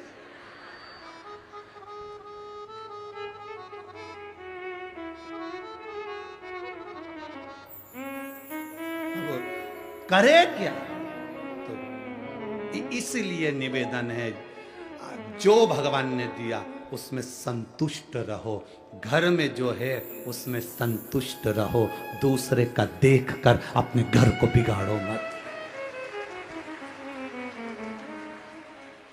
दूसरे का घर देखकर अपना घर मत बिगाड़ना कि उनके घर में ये पर्दा है, उनके घर में ये सामान है, वो घर में ऐसे हैं, वो वैसे हैं। जरा दूर के ढोल सुहावने नजर आते हैं, हर एक को लगता है वो अच्छे हैं, वो सुखी हैं। एक बार जरा जाकर पूछो, जो 50,000 रुपए के डनलप के गद्दे पर सोते हैं, उनको भी नींद की गोली खाकर सोना पड़ता है। जरा पूछो तो सही। इससे तो साधारण गरीब व्यक्ति को लग रहा है कि 50,000 का गद्दा, एसी का रूम, डनलप के गद्दे पर सोचो, नींद नहीं आ रही है, गोली खाना पड़ रही है, और तुम्हें लग रहा है मैं तो पड़ा हूं, तो नींद तो आ रही है ना। जहां पड़ा, जैसा पड़ा, नींद तो आ रही है ना। कई माताएं तो कथा में कुर्सी पे बैठी बैठी सोई जाए, और इनसे कहो सो रही है क्या? वो बड़े अच्छे से मुंडी हिला के बोले बता। तो फिर ऐसी क्यों कर रही? नहीं, वो तो भोलेनाथ भाग रहा था तो बुला रही थी, सो कहा रही है।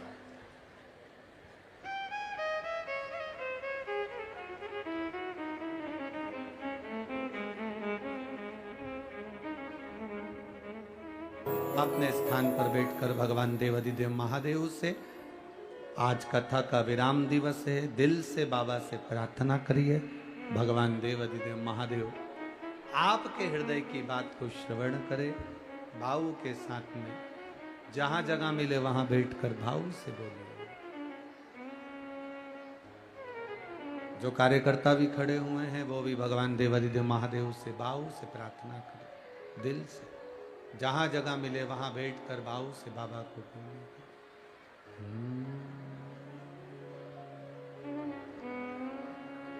श्री शिवाय नमस्तु, श्री शिवाय नमस्तु, श्री शिवाय नमस्तु, श्री शिवाय नमस्तु, श्री शिवाय नमस्तु। भोला सब दुख काटो, ओ भोला सब दुख काटो, शिव शंकर जपू तेरी माला, भोले बाबा जपू तेरी माला, भोला सब दुख काटो हमारा, ओ भोला सब दुख काटो हमारा। वेश है मंगलकारी, वेश है मंगलकारी, शमशान वासी हमारा, शमशान वासी हमारा, ओ भोला सब दुख काटो हमारा, ओ भोला सब दुख काटो हमारा। भगवान शिव की कथा कहती है, विघ्न ने गणेश जी से वर पा लिया। अब वर पाने के बाद तो इतना प्रबल हो गया कि वो हर एक के कार्य में विघ्न डालने लगा। जब सबके कार्य में वो विघ्न देने लगा तो भगवान देवाधिदेव महादेव के पास में सूचना गई। भगवान ब्रह्मा जी ने और भगवान विष्णु ने जाकर भगवान देवाधिदेव महादेव से स्तुति करी कि आपका परम प्रिय शिष्य विघ्न गणेश जी से वर पाकर सब दूर विघ्न डाल रहा है। तो भगवान शंकर जी ने कहा, एक काम करो ना कि देवता उसके कार्य में विघ्न डालो। ना ना ना, उसने वर मांग लिया कि मैं सबके यहां विघ्न डालूं पर कोई मेरे यहां विघ्न नहीं डाल। ऐसे दुनिया में बहुत लोग होते हैं जो अपने भीतर की बुराई नहीं देखते।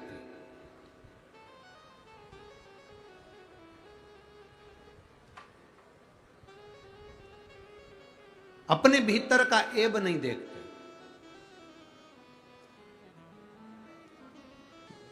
दूसरे का देख रहे। शिव पुराण कहती है, एक उंगली अगर हमने किसी पर उठाई है तो ये 3 उंगली हमारी ओर जाती है कि तुम अपने अंदर झांक कर देखो कि तुम कैसे हो। उसमें एक गलती है तो तुम में 3 गलतियां भरी पड़ी। हम अपने अंदर की गलतियों को नहीं देखते। वो कहते हैं ना, एक व्यक्ति जा रहा था, गुलाब के फूल को देखकर बोल दिया कि गुलाब कितना सुंदर है, पर कांटे नहीं होते तो कितना अच्छा होता। कोयल को देखकर बोला, कोयल कितना सुंदर बोलती है, पर काली नहीं होती तो कितना अच्छा होता। समुद्र के जल को देखकर बोला कि समुद्र का जल कितना सुंदर है, पर खारा नहीं होता तो कितना अच्छा होता। समुद्र का जल, कोयल और गुलाब का फूल तीनों ने मिलकर कहा, रे मनुष्य, तुझमें दूसरे की बुराई देखने की आदत नहीं होती तो तू कितना अच्छा होता। तू खुद दूसरे की बुराई देखने में लगा हुआ है, दूसरे की निंदा करने में लगा हुआ है, अपने भीतर का ऐब नहीं देख पा रहा, अपने भीतर की बुराई नहीं देख पा रहा, अपने भीतर की निंदा हम नहीं देख पा रहे। हम दूसरे का ऐब देख रहे हैं।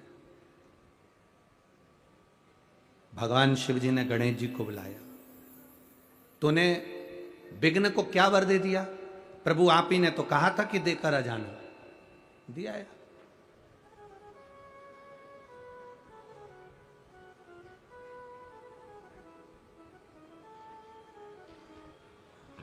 आप ही ने तो कहा था कि देकर आओ, तो मैं दिया आया। कभी कभी गलती हो जाती है। एक डॉक्टर ने एक मरीज से कहा कि बिल्कुल हल्का भोजन करना, एकदम हल्का।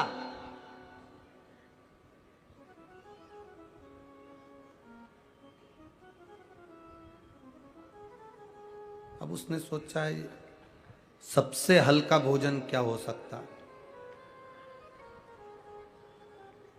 सबसे हल्का भोजन क्या हो सकता है। तो विचार में पड़ा।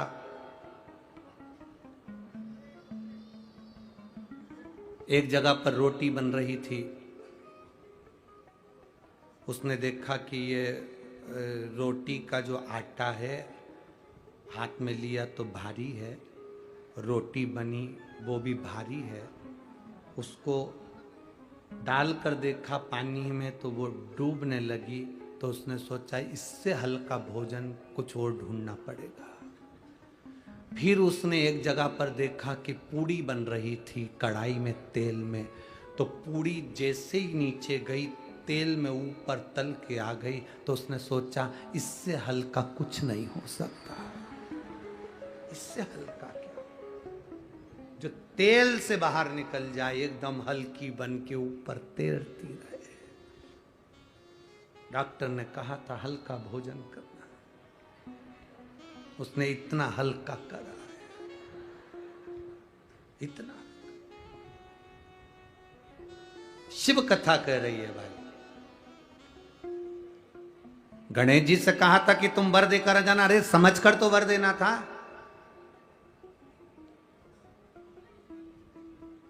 ज्यादा खुश होकर प्रसन्नता में कभी कोई वर मत दो।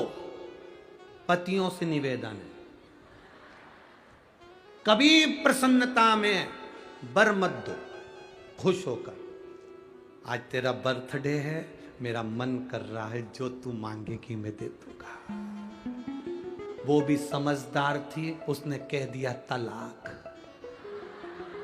समझदार थी, उसने कहा कभी खुश होकर मत बोलो कि आज मैं बड़ा खुश हूं, तू जो मांगेगी मैं दे दूंगा, तू जो मांगे मैं दे दूंगा। ना, बड़ी प्रसन्नता में दशरथ जी ने वर दे दिया था कि कई को, और राम जी को 14 वर्ष बन जाना पड़ा। तुम ज्यादा प्रसन्न हो तो कभी वर और वचन देने की बात ही मत करो। अगर रामायण पढ़ी है तो पत्नी भी कितनी खुश हो तो भी मत बोलना कि मैं बहुत खुश हूं, तुम जो मांगोगे दे दूंगा। बिल्कुल नहीं, कभी मत। गणेश जी ने वर दे दिया, विघ्न को वर मिल गया। शंकर जी ने कहा तुम साधो इसको। गणेश जी कहने लगे चिंता मत करो, आपने कह दिया ना मैं साधू, अब मैं साध लूंगा। भगवान गणेश जी विघ्न के पास पहुंच गए। गणेश जी इतने चतुर थे कि विघ्न जहां विघ्न डालने के लिए जाता था, गणेश जी उस विघ्न को अपने पास बुला लेते थे और खुद तो मोदक खाते थे, उसको इतना खिला देते थे कि विघ्न पलंग पर सोता रहता था, विघ्न जाने डालने के लिए जा ही नहीं पाता, पड़ा रहता। अब सबके घर के काम सुलझने लगे। एक दिन विघ्न ने गणेश जी से पूछा कि मैं दुनिया के लोगों के काम बिगाड़ता हूं और तुम मेरे बिगाड़ रहे हो, ये अच्छी बात है। गणेश जी ने कहा वचन मैंने दिया था और तूने मुझे वचन में फंसा लिया, इसलिए अगर तू चाहता है कि तेरे कार्य में विघ्न ना आए तो तू मेरी शरणागति ग्रहण कर ले। विघ्न ने गणेश जी के चरण पकड़ लिया, आज के बाद कभी विघ्न नहीं डालूंगा, ये निश्चित है, पर मेरी एक शर्त है गणेश जी। गणेश जी ने पूछा क्या शर्त? आपको मुझे अपने साथ में रखना पड़ेगा, तुम्हारे नाम के साथ मेरा नाम जोड़ना पड़ेगा। भगवान गणेश जी ने कहा अगर दुनिया का भला हो रहा है तो तेरा नाम मेरे साथ जोड़ने में जाता क्या? तो भगवान गणेश जी ने अपना नाम रख लिया विघ्नेश्वर, विनायक, विघ्नहर्ता। गणेश जी ने जैसे विघ्नहर्ता अपना नाम रखा, विघ्न ने कह दिया प्रभु मैं वचन देता हूं मेरे नाम के साथ जो आपका नाम लेगा, आपके नाम के साथ मेरा नाम लेगा, उसकी जिंदगी में कभी कोई विघ्न ही नहीं आएगा। वो विघ्न विनायक, बोल विघ्न विनायक भगवान की जय, श्री विघ्नेश्वर विनायक भगवान की जय। ये 7वें नंबर के विनायक थे। अब 8वें नंबर के जो विनायक आए हैं वो महागणपति हैं। क्या नाम है उनका? महागणपति। महागणपति का मतलब होता है कि जो बहुत विशालतम स्वरूप में हो और विशाल उनकी सोच हो। शरीर विशाल होने से कुछ नहीं होता, मन और सोच विशाल होना चाहिए। मकान बड़ा होने से कुछ नहीं होता, घर बड़ा होने से कुछ नहीं होता, दिल बड़ा होना चाहिए। तो समझो कि आप महागणपति हैं। जिस घर में बहुएं भोजन बनाए, पोहा बनाए, उपमा बनाए, खीर बनाए, सामान बनाए, भजिया बनाए, पकोड़ा बनाए, समोसा कचौड़ी बनाए, और बहुएं या बेटियां या घर की नारी या घर का व्यक्ति बनाते समय सबसे पहले बाहर देने की अपेक्षा अपने लिए कटोरी में पहले से निकाल के रख ले, समझ लेना वो महागणपति नहीं है। महागणपति किसको कहा गया? दूसरे को खिलाकर खुद खुश हो जाना, दूसरे को सुख देकर स्वयं सुखी हो जाना, ये महागणपति का रस्तत्व है। कईयों की आदत रहती है घर में कुछ भी सामान पहले बना, पहले अपने लिए निकाल के रख लिया, बाद में फिर बाहर, क्योंकि खत्म हो गया तो टेंशन तो इनको रहता ही है कि खत्म हो गया तो। और कई ऐसे होते हैं जिनको विश्वास है मैंने अगर इतनी खीर बनाई है, मैंने इतना सीरा बनाया है, मैंने इतना उपमा बनाया है, उसको अपने अन्नपूर्णा पर भरोसा है, उसे अपने शंकर पर भरोसा है, तो वो बचाता नहीं, उसको मालूम है बचेगा, अपने आप बचेगा, उसमें बचाने की जरूरत नहीं, बच जाएगा, अपने आप बचेगा।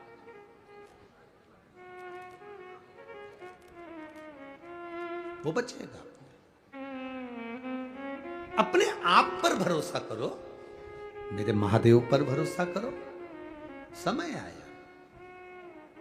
तारकासुर के 3 पुत्र हैं, तारकाक्ष, विदुम्माली, कमलाक्ष की। इन तीनों ने भगवान ब्रह्मा जी का वर प्राप्त करा। भगवान ब्रह्मा ने कहा मांगो तुम्हें क्या चाहिए, तो इन्होंने कहा हमारे पिता तारकासुर चले गए, हमको वर दो। क्या वर चाहिए? 3 पुरियों का निर्माण करें, 3 नगर बसाए जाएं, 3 पुरियां बसाई जाएं।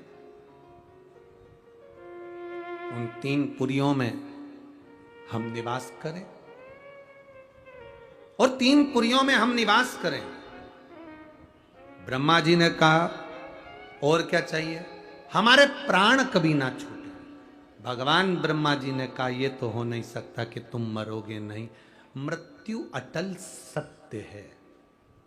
रोटी खाओ तो भी मरोगे, नी खाओ तो भी मरोगे, बादाम खाओ तो भी मरोगे, नी खाओ तो भी, पिज्जा खाओ तो भी मरोगे, नी खाओ तो भी मरोगे, कथा सुनो तो भी मरोगे, नी सुनो तो। कोई महाराज तुमसे कह दे कि कथा सुन लो तुम मरोगे नहीं, तो हमको भी मिलवा देना, उसमें क्या दिक्कत?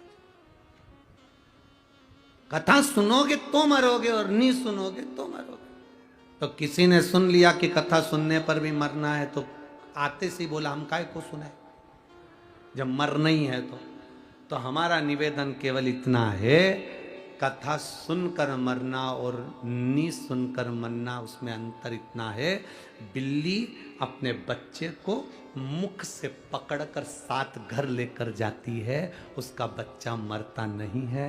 बिल्ली अपने मुख से चूहे को पकड़ती है तो चूहा बचता नहीं है।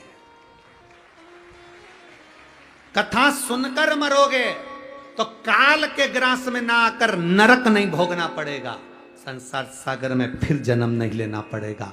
और अगर कथा नहीं सुने तो फिर जन्म, फिर मरण। कथा सुनकर अगर मर गए तो मुक्ति है, मोक्ष है,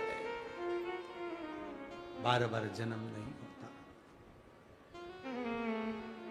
बार बार जन्म नहीं। सुनो, मृत्यु तो सत्य है, मरना सबको है, सबको मालूम है। जितने यहां कथा सुन रहे हैं, जितने टीवी पर कथा सुन रहे हैं, जितने मोबाइल पर कथा सुन रहे हैं, जितने पंडाल में कथा सुन रहे हैं, जितने जहां जहां तक आवाज जा रही है, सबको मालूम है कि मरना तो है। तो फिर करना क्या है? मरना तो सबको है, तो फिर करें क्या?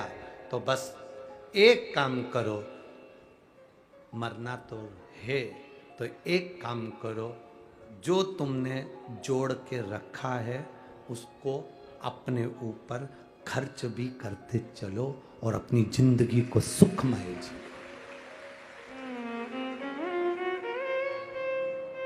जोड़ा जोड़ा जोड़ा और आखिरी में यहीं पे छोड़ा, और फिर इतना बड़ा फोटो लग गया और उस पे प्लास्टिक के फूल की माला।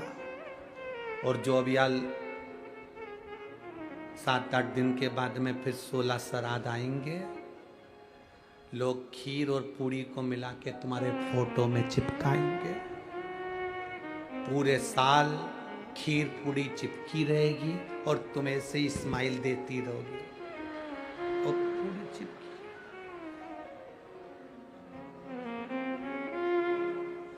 इसलिए ये AI सबसे अच्छा काम है, जो जोड़ा है उसका उपयोग करो। हम तुमसे नहीं कहेंगे कि ये सब दान कर दो, बिल्कुल मत करो, अपने ऊपर खर्च तो करो। अपनी जिंदगी खुश होकर जियो, फुल एंजॉय के साथ, आनंद के साथ अपने जीवन को जियो।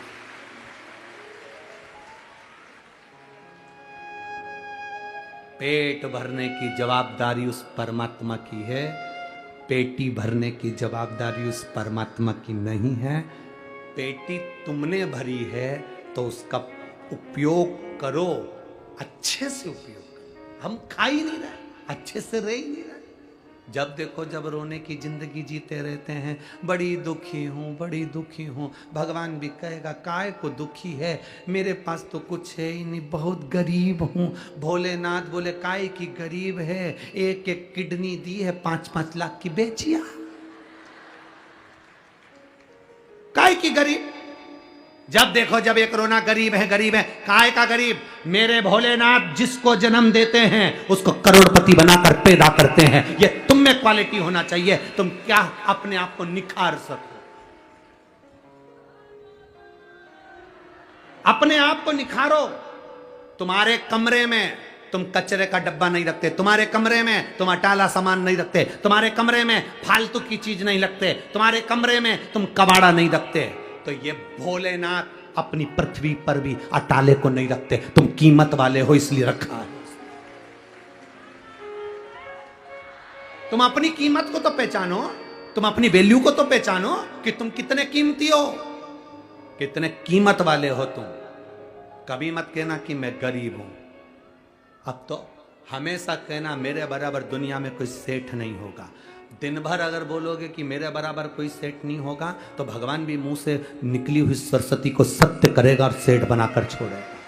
हमने पहले भी कहा, कोई जल्दी बनता है, कोई लेट बनता है, कोई जल्दी बनता है, कोई लेट बनता है। भोलेनाथ को जल चढ़ाने वाला एक दिन सेठ जरूर बनता है, निश्चित है। आप किसके भरोसे? बोल बम का नारा है, बनेगा वो, मिले। एक पत्र आया है, पत्र तो बहुत सारे आए, देखो पत्रों का क्रम।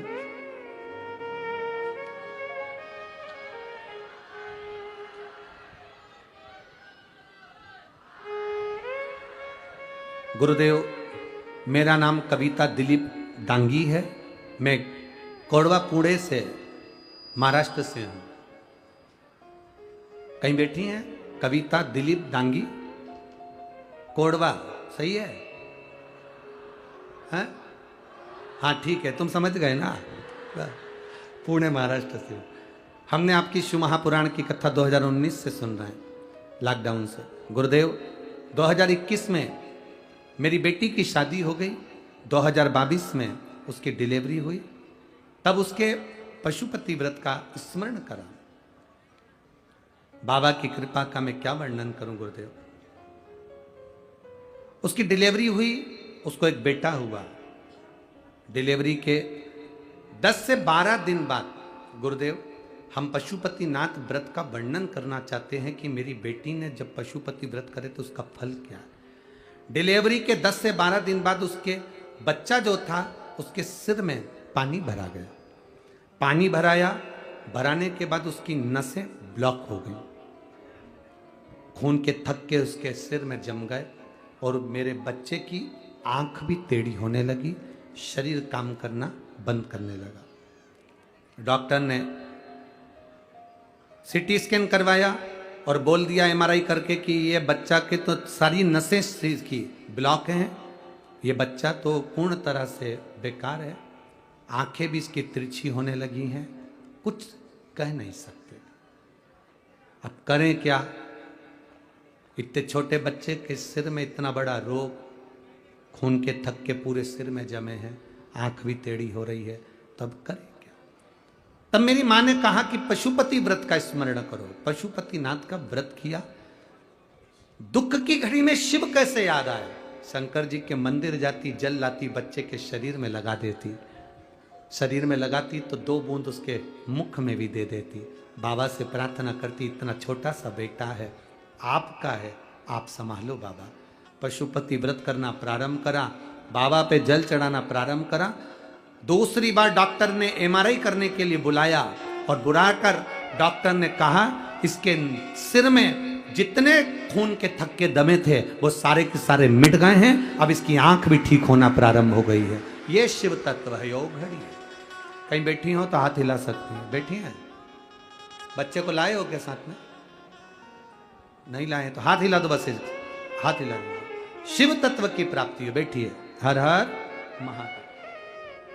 ओघड़ी है शंकर, दयालु है शिव। महाराज भगवान शिव, भगवान गणेश त्रिपुरा, 3 पुरियों के मालिक तारकाक्ष, विदुम्माली, कमलाक्ष की त्रिपुरी को भगवान गणेश जी महाराज ने शिव जी के साथ मिलकर उस आनंद के साथ पशुपतिनाथ का रूप रखकर शंकर भगवान ने तारकाक्ष, विदुम्माली और कमलाक्षकी को मारा। और जो 3 पुरियां बनी थी उस पुरियों को गणेश जी महाराज ने पूरा भस्म कर डाला। तब देवताओं ने गणेश जी का जय जयकार कर कर उन्हें महागणपति के संबोधन से संबोधित किया। बोल महागणपति विनायक भगवान की।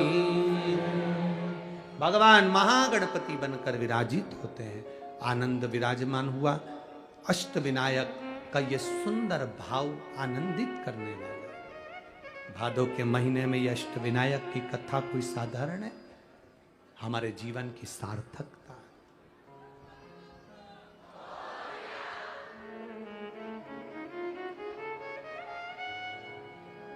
ये आनंद देने वाली। महाराज आगे 12 ज्योतिर्लिंग का चरित्र तुमुरुका जी ने चंचूला देवी को श्रवण कराया। प्रथम सोमनाथ जी का वर्णन करा, चंद्र की काया के रोग से मुक्त करा। मल्लिकार्जुन का वर्णन किया, कार्तिकेय बाबा रुष्ट होकर चले गए थे, उनको शिव पार्वती ने राजी किया। फिर अगला वर्णन आया है श्री महाकाल, दूषण नाम के राक्षस के संहार के लिए भगवान कालाधिपति प्रकट। फिर वर्णन आया ओमकारेश्वर, बिंद नामक पर्वत के तप करने पर भगवान ओमकार के रूप में विराजमान। फिर वर्णन है श्री केदारेश्वर, नर नारायण ने तप कर कर भगवान शिव को विराजित किया।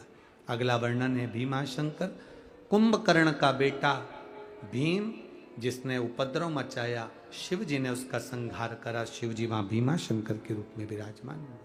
अगला वर्णन है काशी विश्वनाथ, मनु शत्रुपा ने तप कर कर भगवान शिव को काशी में विराजित करा।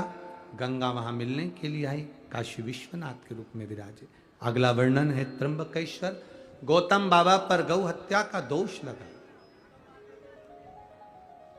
गौतम बाबा पर जब गौ हत्या का दोष लगा, उस दोष से ब्रह्मा विष्णु महेश तीनों ने जाकर उन्हें मुक्त करा। भगवान त्र्यंबकेश्वर के रूप में विराजित।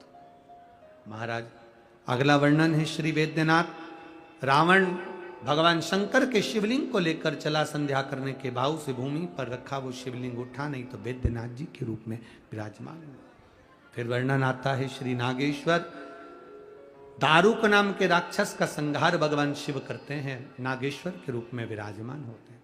अगला वर्णन है फिर रामेश्वर, भगवान राम जी ने शंकर भगवान की पूजन कर स्थापना कर लंका पर विजय प्राप्त करी। भगवान कृष्ण ने नागेश्वर की पूजन कर कर द्वारका में आनंद पाया। भगवान राम जी ने रामेश्वर की स्थापना कर कर अयोध्या में आनंद पाया। शिव पुराण की कथा कहती है शंकर भगवान की पूजन चाहे कृष्ण हो, चाहे राम हो, चाहे दत्त हो, चाहे नारायण हो, चाहे लक्ष्मी हो, चाहे ब्रह्मा हो, चाहे इंद्र हो, चाहे पांडव हो, चाहे कौरव हो, ऐसा संसार में कोई नहीं जन्मा जिसने शिव की आराधना नहीं करी। सबने शंकर की आराधना। फिर वर्णन आया है श्री कृष्णेश्वर, सुधर्म नाम के ब्राह्मण की 2 धर्म पत्नी थी, घूष्मा और सुदेहा। सुदेहा के यहाँ संतान नहीं थी तो घूष्मा ने अपना बेटा दे दिया। उस बेटे को पाल पोस कर बड़ा करा, शादी हो गई, बहू आ गई। बहू को मालूम पड़ा मेरी असली सास घूष्मा है, सुदेहा को पूछना बंद कर दिया। पूछना बंद करा तो सुदेहा को क्रोध आया, बेटा नहीं रहेगा तो बहू किस काम की। बेटा सो रहा था, तलवार से टुकड़े कर कर कपड़े में बांध कर तालाब में फेंक दिया। 1 हफ्ता हो गया, बेटे को मरे। घूष्मा को याद आई मेरा बेटा बहुत दिन से नहीं दिखा। याद कर कर शिवलिंग का निर्माण कर कर पूजन कर कर तालाब में विसर्जन करने जा रही थी। बेटे को याद किया तैरता हुआ बेटा 1 हफ्ते पहले मरा हुआ वो जीवित वापिस निकल कर बाहर आया, वो कृष्णेश्वर महादेव है। शिव महापुराण की कथा कहती है ये भगवान शंकर का पावन चरित्र है। भगवान शिव ने तुमरुका जी से कहा, तुमरुका जी जिस स्थान पर शिव महापुराण की कथा होती है वो स्थान साधारण नहीं होता, मेरा कैलाश बन जाता है और मैं वहां काशी और कैलाश जानकर वर प्रदान करता हूं। अपने मस्तक की बेलपत्र उतार कर पोथी पर समर्पित भगवान देवाधिदेव महादेव करते। ये शिव तत्व साधारण नहीं, इसको जानना बड़ा कठिन है। ये तो भाग्य है पूर्णा नगर के, पुणे के, जिसमें ये पवित्र भादव के महीने में कथा मिली है।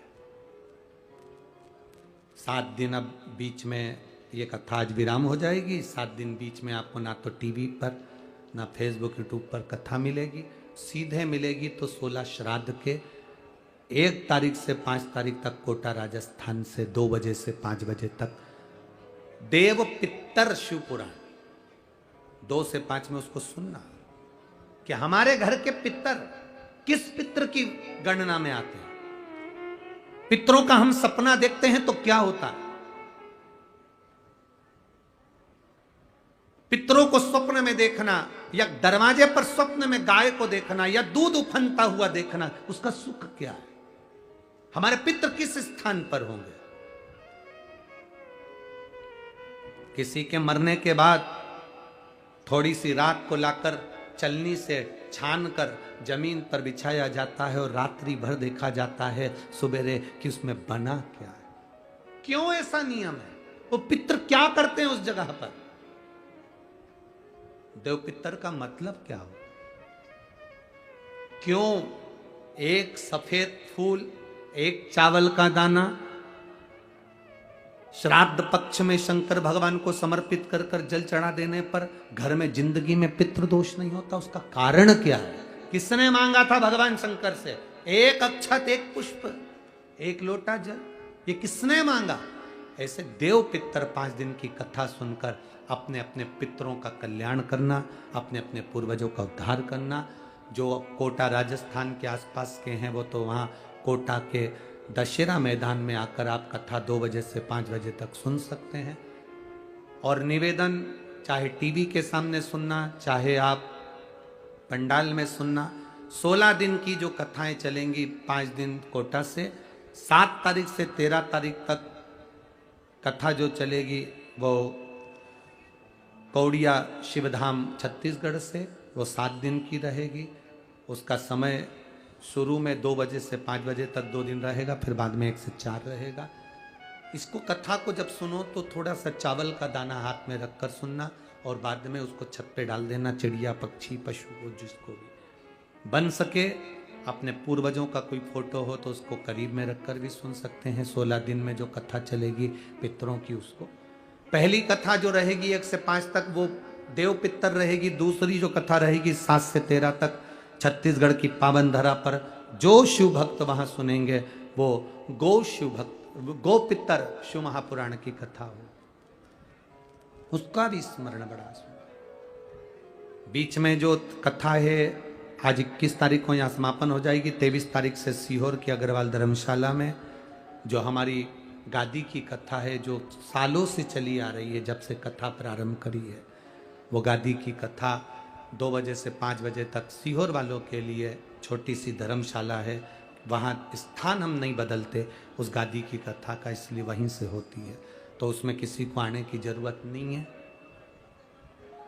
आप लोग अपने आनंद में रहो। जो सीहोर के हैं और सीहोर के आसपास के हैं, हाँ, अगर आप लोग कुबेरेश्वर धाम आए हो तो भले दर्शन करने आप धर्मशाला पहुंच सकते हो 2 बजे से 5 बजे तक, मना नहीं।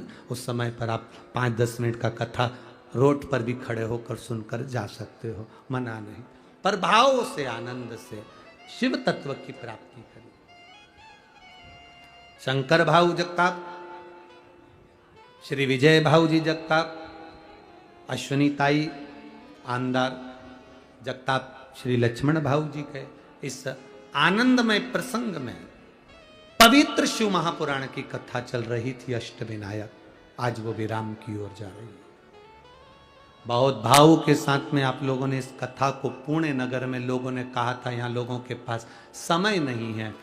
पुणे में लोग पति पत्नी सब नौकरी में लगे रहते हैं, कोई कथा में बहुत कम लोग आएंगे, पर आप लोगों ने तो इतिहास रच दिया महाराष्ट्र का, इतिहास रच। लाखों की संख्या में आप लोग पहुंचे हैं, भाव से इस कथा का रस तत्व आपने ग्रहण किया है। मेरे देवाधिदेव महादेव से प्रार्थना करना, बाबा भोलेनाथ दया करना, मैं तेरे भरोसे, मेरे बाबा दया करना, मैं तेरे भरोसे। बाबा देवाधिदेव महादेव से प्रार्थना करना, बाबा झोली लेकर आए हैं, मेरे जीवन में सब सुख देना, समृद्धि देना, वैभव देना, ऐसी कृपा करना, हमारे जीवन में कभी तकलीफ ना आए, तो दुख काटना, आनंदता प्रदान करना। देखिए कथा के पंडाल में जो मांगा जाए वो दिल से मांगो, वो दिल से देता। देवता देते हैं पल्ला झाड़ कर और भोलेनाथ देता है छप्पर फाड़ कर। ऐसी शिव की कृपा। बीच में जो सावन के महीने में, अधिक मास के महीने में जो भंडारा चलाया था कथा में, वो भंडारा 2 महीने चलाने के बाद में कथा पंडालों में विराम दिया था। 16 श्राद्ध में 16 दिन लगातार फिर कथा के पंडाल में विठले सेवा समिति 16 दिन तक फिर भंडारा प्रारंभ कर रही है। आप आनंद के साथ कथा के पंडाल में समिति द्वारा जो भंडारा होता है वो सुबह से चालू होकर शाम तक चलता है। जो भी विठले सेवा समिति के आप अकाउंट में दान कर रहे हैं या सहयोग राशि दे रहे हैं, 16 श्राद्ध में आपका वो दिया दान कथा स्थल पर भंडारे के रूप में चलता रहे। ये भाव के साथ में 16 दिन तक भंडारा विठले सेवा समिति द्वारा चलता रहेगा। आप